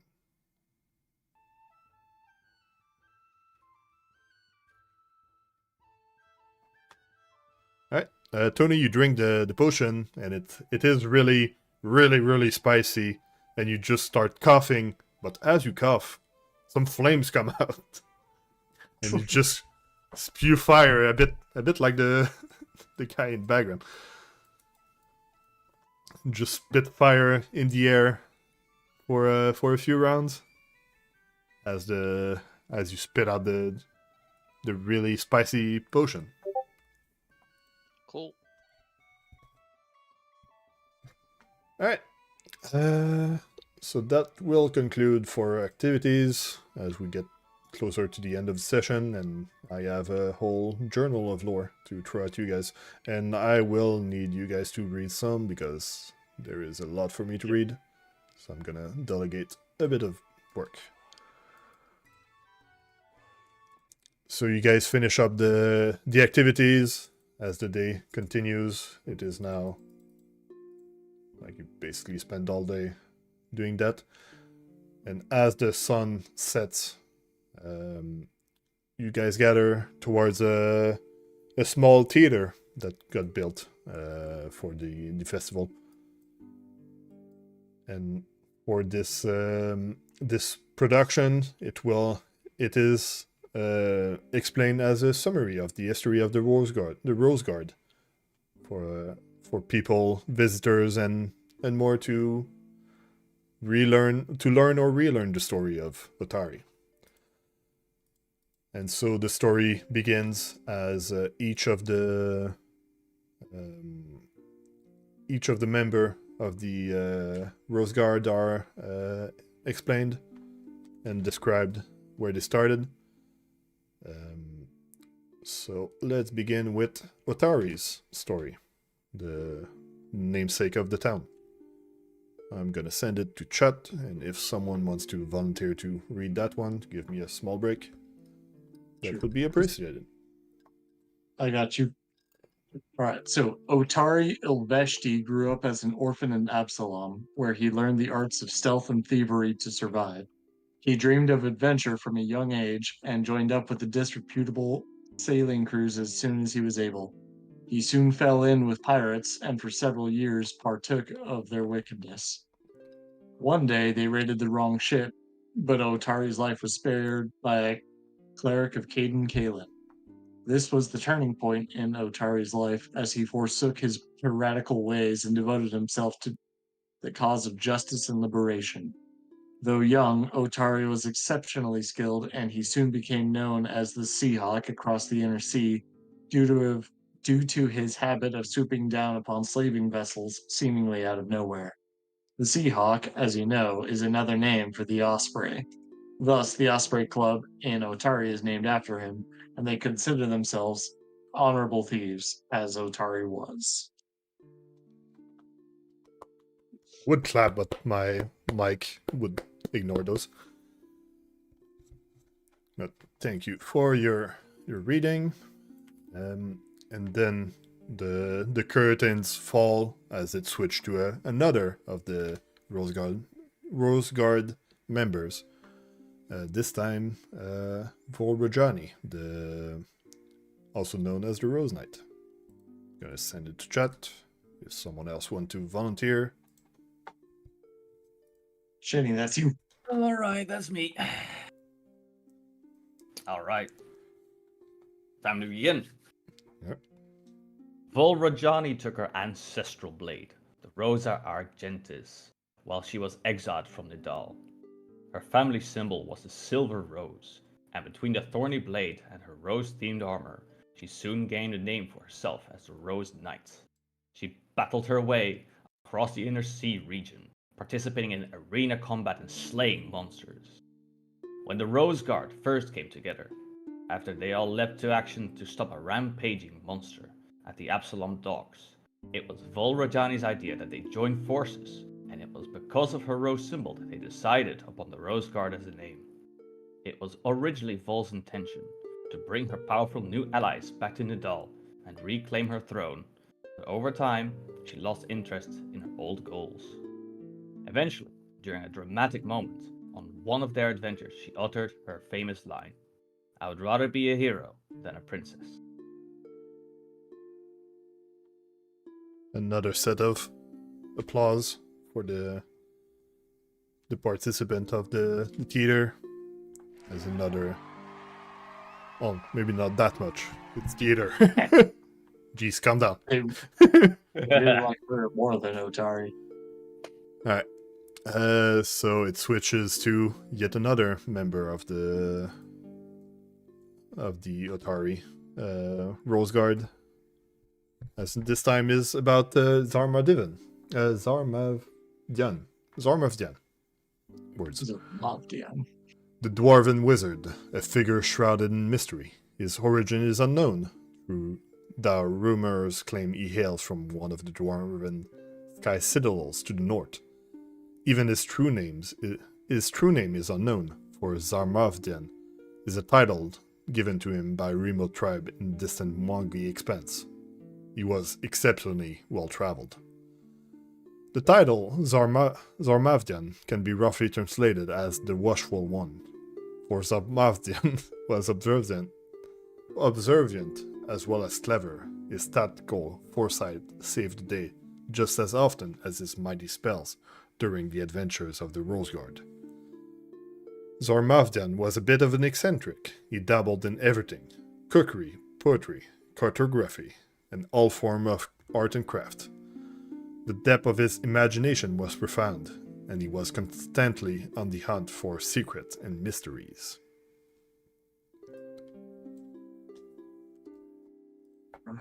All right. Yet another set of polite applause as the performer switches the stage some more for the last member of the Rose Guard. If anybody wants to read that one out loud. 2 seconds. My shit is cutting off, so I'll put... Asafina Menems was known as the Huntress. She was the youngest of the Rose Guard when they first came together. She was still only a teenager. Yet she was wise beyond her years, and her skill with a bow was great, and she had favor with Erastil. Although Vol founded the Rose Guard, and Zarmavdian was the brains of the operation, and Otari its moral compass, in essence it was the Huntress who became its leader. Legend says she had an inspiring aura about her.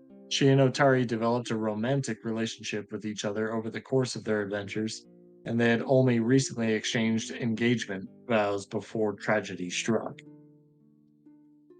As this section of the performance ends, it switches in towards the founding of the city of Otari, as it goes into the story of the Rose Guard last adventure. The evil sorceress Belkova Aruvex, collector of abomination and eater of children, had built what now known as the Gauntlight Ruins. The heroic party of the Rose Guard got informed of her villainy and set out of Absalom to confront and vanquish her. The Rose Guard faced Belcora within Gauntlight and defeated her there. But unfortunately, one of the 4 members of the Rose Guard died in this fight. Stricken by the grief of their lost friend, the Rose Guard left, sealed up the keep, and retired there as their adventuring days were now fulfilled after saving Absalom from such villainy. In the following years, the Rose Guard spent much of their saving constructing several buildings and a sizable pier in the sheltered cove south of the site of their final battle. Since their lost friend fondest dream had been to settle down in a small seaside village, they named this new village after him, Otari.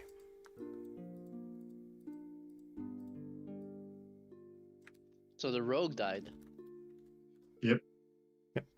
Alright, Sounds like a theme here. There's a new paragraph that you can read. Shenny, your turn. Oh boy, it's my turn. Alright. For decades, Otari prospered as a fishing village, though its population never grew beyond 100 or so. The 3 surviving Rose Guard adventurers lived to a ripe old age, ultimately passing away from natural causes, an accomplishment many adventurers never achieve. With the passing of the last Rose Guard, Asefna Menhemes, in 4290 AR, Otari's fortunes began to dwindle. Within the last span of a few years, its citizens had all drifted elsewhere, and by 4294 AR, the town was entirely empty. Can you cut out? Oh, really? It cut out on your side. My side was fine. Oh. Alright, new paragraph.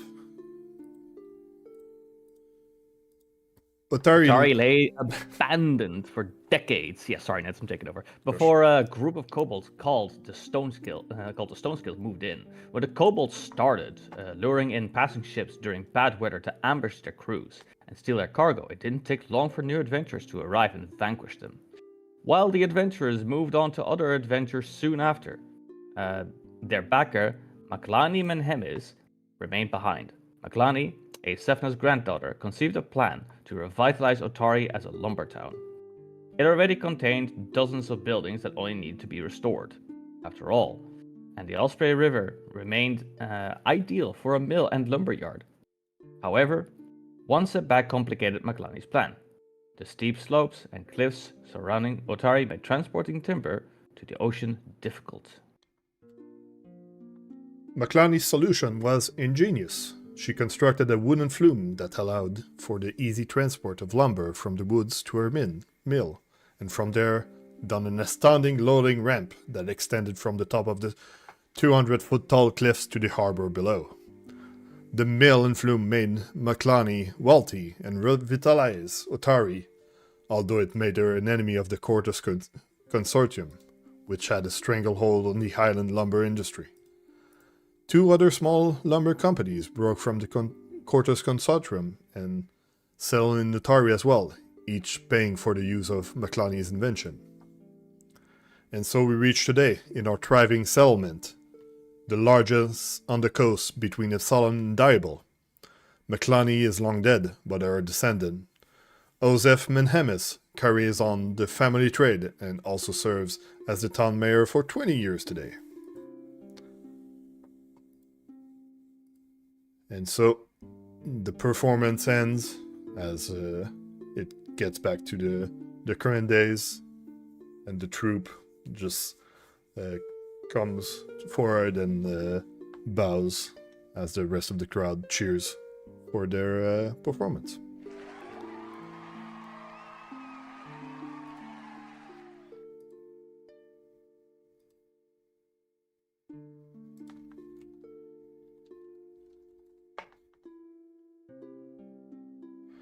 Alright, and so as the performance ends, some people move in towards the stage for a bit of a few announcements. First of all, Bralda, the owner of, let me get the picture of her.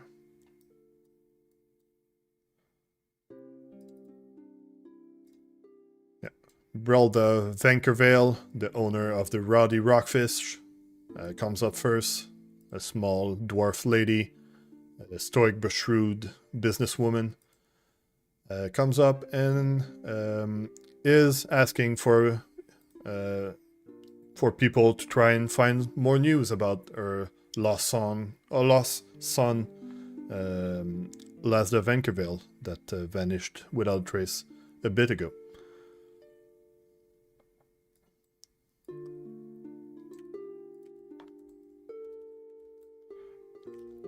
Just to help Raven. Ooh. There you go. Following up, Kilo, the Otari market. Kilo Latinor, the human market owner, following up to the stage, and he's saying that he's raising the bounty on the Joel Mesmin that he is saying as he's raising the bounty on this this criminal that said to have killed her wife 30 years ago, but he is still yet to be found. This fellow's name? Kilo Latinor. Kilino, actually. There was a typo.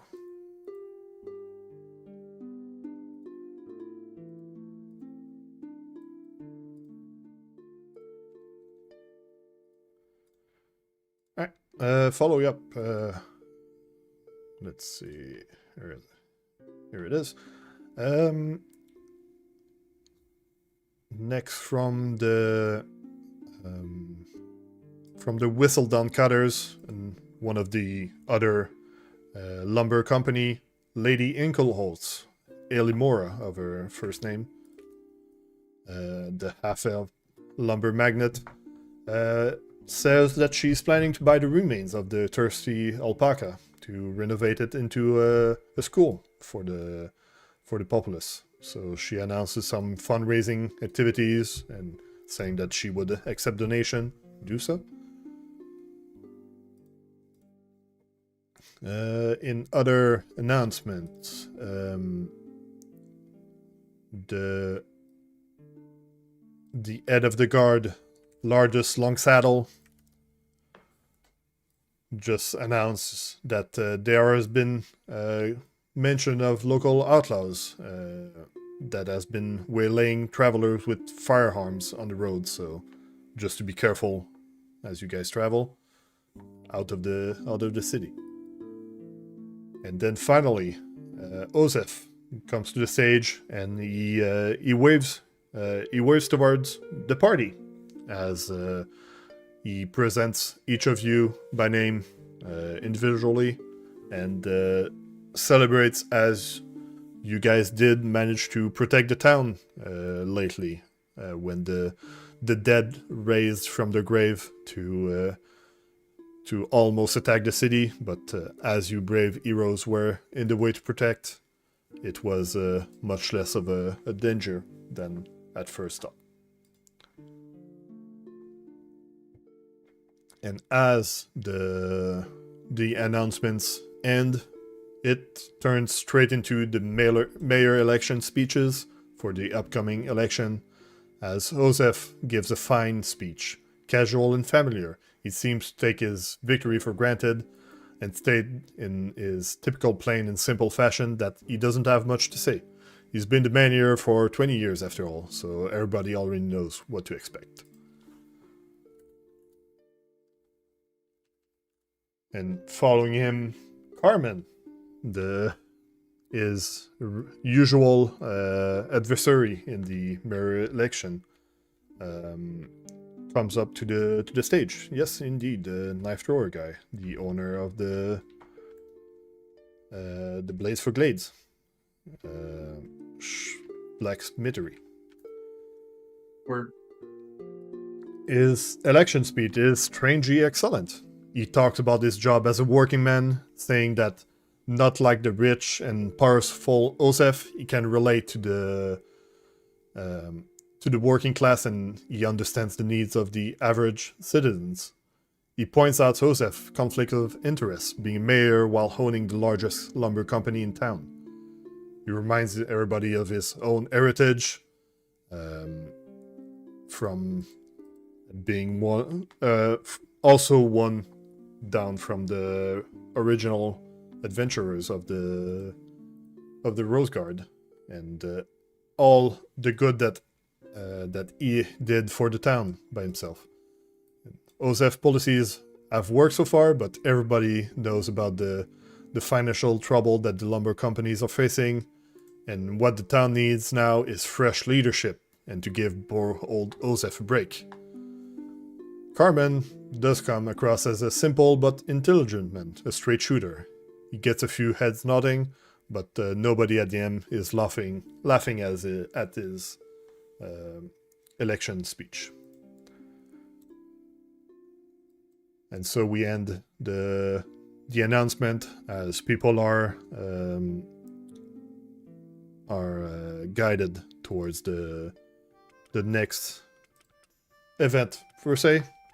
It's gonna be the final cooking contest just before the feast. So as you guys did are somewhat of guest of honors from your deeds recently, you are invited to be as judges for the contest. All right. So you all get a spot at the mayoral candidate table near Osef and Carmen, and then there is a variety of dishes coming down to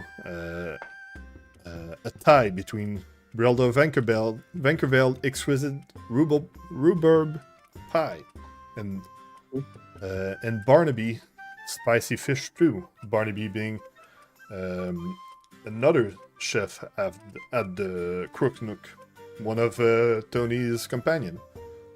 So Tony's famous fancy mushroom might have gone into that recipe.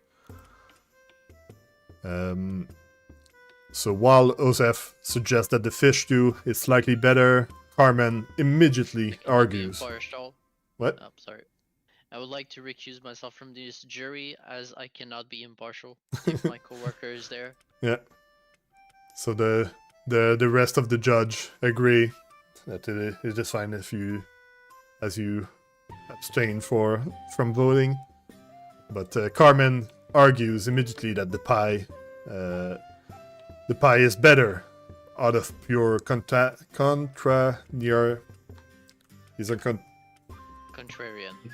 Yeah, that word. Just to be opposite of Osef. So as the party, you need to choose which one is actually the better one for the cooking contest. Oh, rhubarb pie, without a doubt. Yeah, but the fish stew has those good mushrooms that you found in that jail, covered with your blood. My vote goes for the pie. Oh. Yeah. Oh. All right, so we have Carmen, pie 1, pie 2, pie 3 with Braska, while the fish stew only has 2 votes. So actually having Tony abstain makes it correct. So the pie actually wins, as Brilda Vankerveld just smiles greatly despite our missing son, as at least our cooking is said as exquisite for the rest of the town. So she does win the cooking contest, getting a nice ribbon that will assuredly be displayed at the Roddy Rockfish for days to come.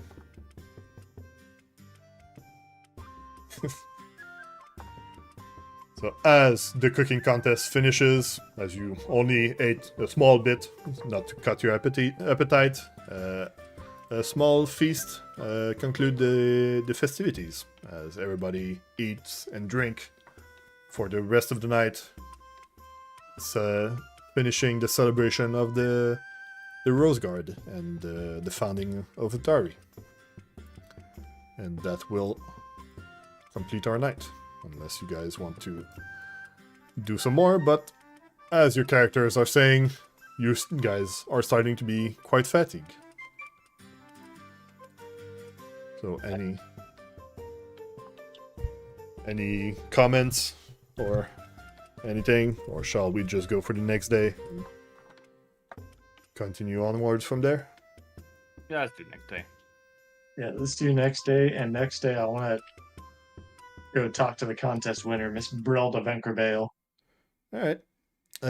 So you guys do return to each of your individual accommodations. Quite fatigued from the day. It might have not have been something to fatigue yourself much, like combat and getting yourself hurt, but it was quite the long day. So as we get back into the morning, maybe a bit more than 5 a.m. Minute. God damn it. Fuck. Gonna take like 3 to 5 business days for this computer to reload.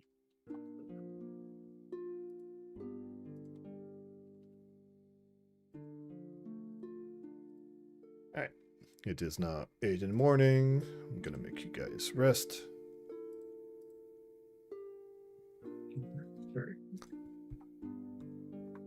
And thus, today is the 4th of Desnus, a day known as cleaning up the festivities of yesterday. But it is coming back to the regular day-to-day life. Right. So now in the morning, as shops begin to open up once more, you can go and sell your extra stuff, and yeah, you can also go talk to NPCs and do as you wish.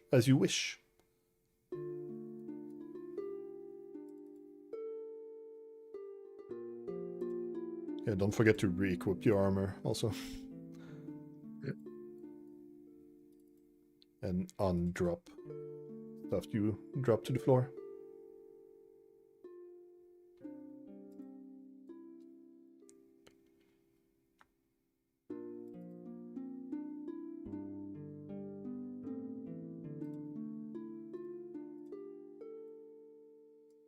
You can also put your gold temporarily in the stash if you want to group it up, see how much you have, if you can buy stuff.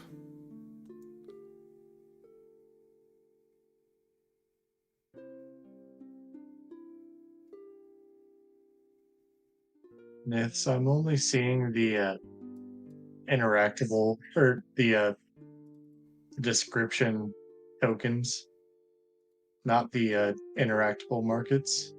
Oh, it's right in front of your token. Yeah, I know that's where it should be, but it's not on my screen.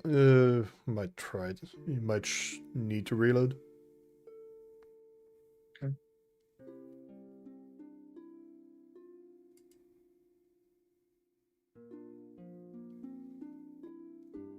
While that's going, I need to use the bathroom. Right.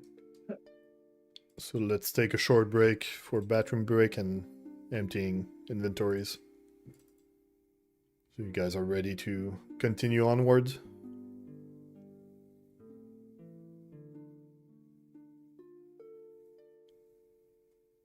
So I'm gonna mute stuff, and I'm just gonna keep it on the... Actually, yeah, the chat doesn't see what you guys are selling, so I'm just gonna set it to the BRB screen. Alright, we'll be back in a bit.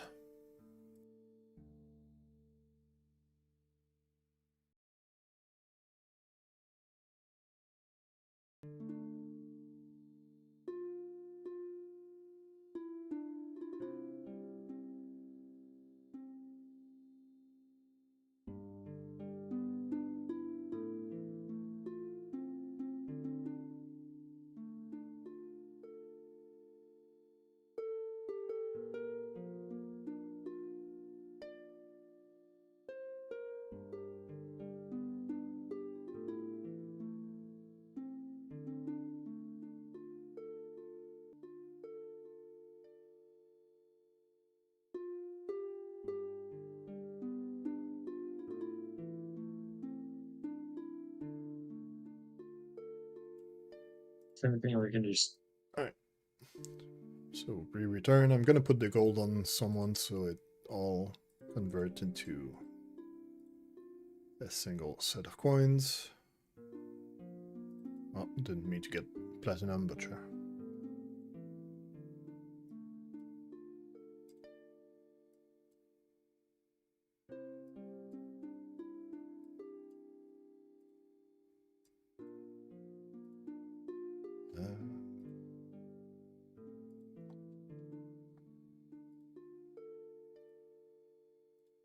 There we go. So you have a total of 221 gold. Cool.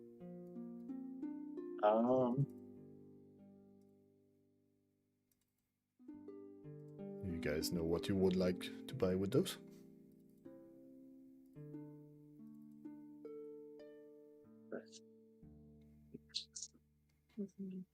List.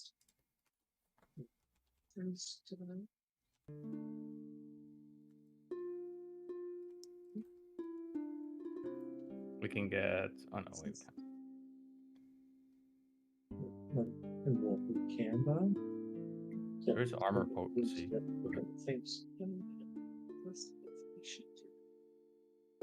Oh, yeah. I think we were going to get a striking rune on Tony's fork. Alright. That's a thing, sure. It indeed There's doesn't also have the one. Yep. Rin sells it at a discount, I recall. Yep, there's 2 of them in there. There's enough for an armor potency one as well if you need it. I mean, armor potency is really expensive. Yeah, it's good but Oh, expensive. yeah. And also, Any better ideas? The other ideas would be a ghost touch rune for your pan, Mm-hmm. That seems nice. and that does not take away any slots from your equipment. It just adds on. Correct.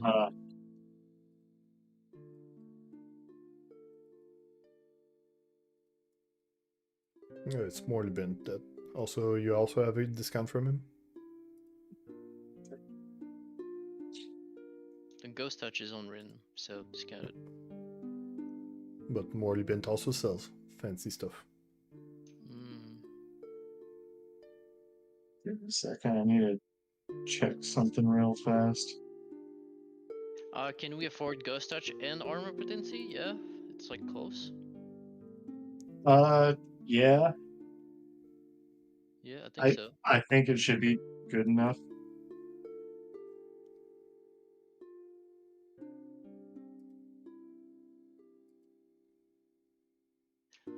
I think an issue is that we would need to leave the pen here for a day. We can just take a break day in like 3 days or whatever and do it then.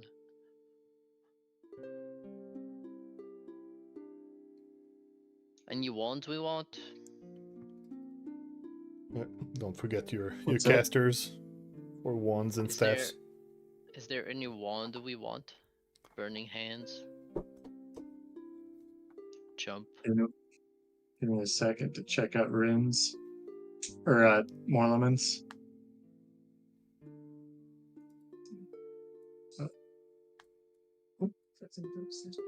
Morally bent does have some staves, Yeah. but for scrolls, those are mostly at the library.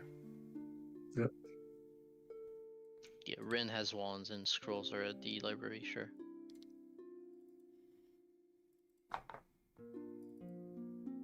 Stuff, no direction, magic things,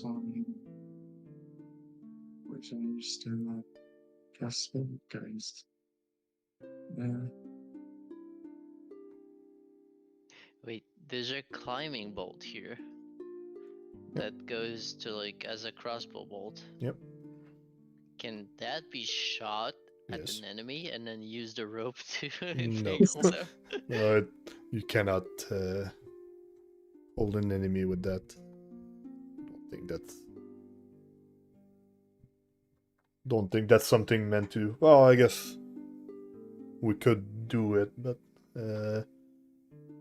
yeah, the rope can be pulled free with an interact action, so Yes. the enemy could roll that athletics to remove the rope. Yeah. Does it get attacked?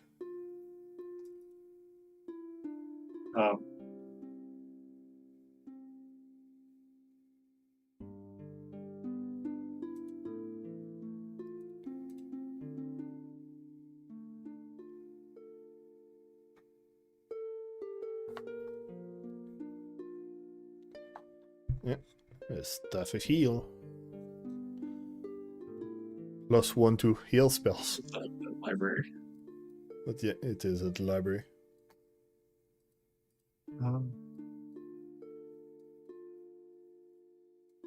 And also, you guys can mention other stuff that isn't there.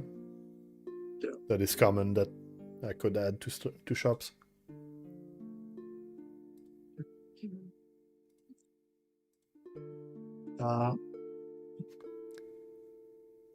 You could get some better thieves tools.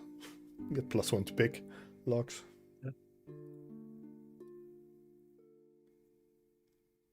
Oh, those are wicked expensive. Yep.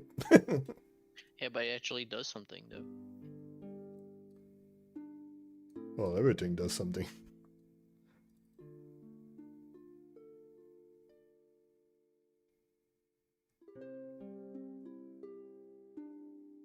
All right. Clearly, you need to bring a harp inside of the. Actually, even a a very fancy harp inside of the Gauntlight.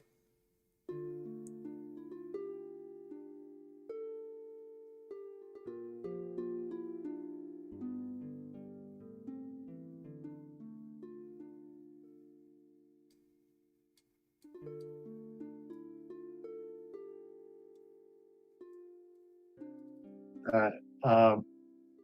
We probably finish it here because I have something in 15. Yeah, fine. it is the Seems end like a of good session. spot. Cool. So we start next time. We buy 200 gold worth of shit, and then we go. Yeah, well, you guys are gonna have to figure out what you want between sessions, and Sure. Yeah, armor rune plus ghost touch is a good idea, and we can afford both. And if you have any other good ideas, we can fight at the start of next session. we'll try to fight between session because shopping takes a long time. Yeah, Yeah. that too. Yeah, Braska is not in 2 level. Braska is gonna change his armor. If you want to give him +1 for now, he would be a bit more tanky. I think the armor rune's probably best on Do we- Tony because it keeps yeah. going down. Well, some Tony to make him go even more. For I have 22 right now. Yeah, but he's still. you keep going down. Yeah, It is, you're not it as is big, what it's it fine. is. Everything goes down. Everything that goes up has to go down. Mm-hmm. And I go up. Actually, the garrison also already had armor runes. I added them to Ren because I thought they were missing, but the garrison has them. Yeah, just buy them at Ruins because they're on discount. That's why I'm gonna remove them from Ren. Unlucky. Well, that's 160 gold. I think it still fits. Because we have 220. And there's some other shit Still. that can work around, but Yeah. Alright, cool. Well, I'll go. Hopefully my Discord is fixed next week. We'll see what happens. We'll It see. felt like it was my internet going down briefly. I don't know. Anyway. Bye. Next time. Next time in Abomination Vaults. Going back to the Gauntlight and finishing that floor. no, we're skipping that door. What could even be behind that door? Nothing wonder. important, clearly. Just bathtubs. It's just, It's nothing but bathtubs. it's just a 2-door wide closet. Yep. Alright. Well, see you guys next time. Next Saturday, 12:30 Eastern. For yet another session of Abomination Vaults. Word, Bye. word.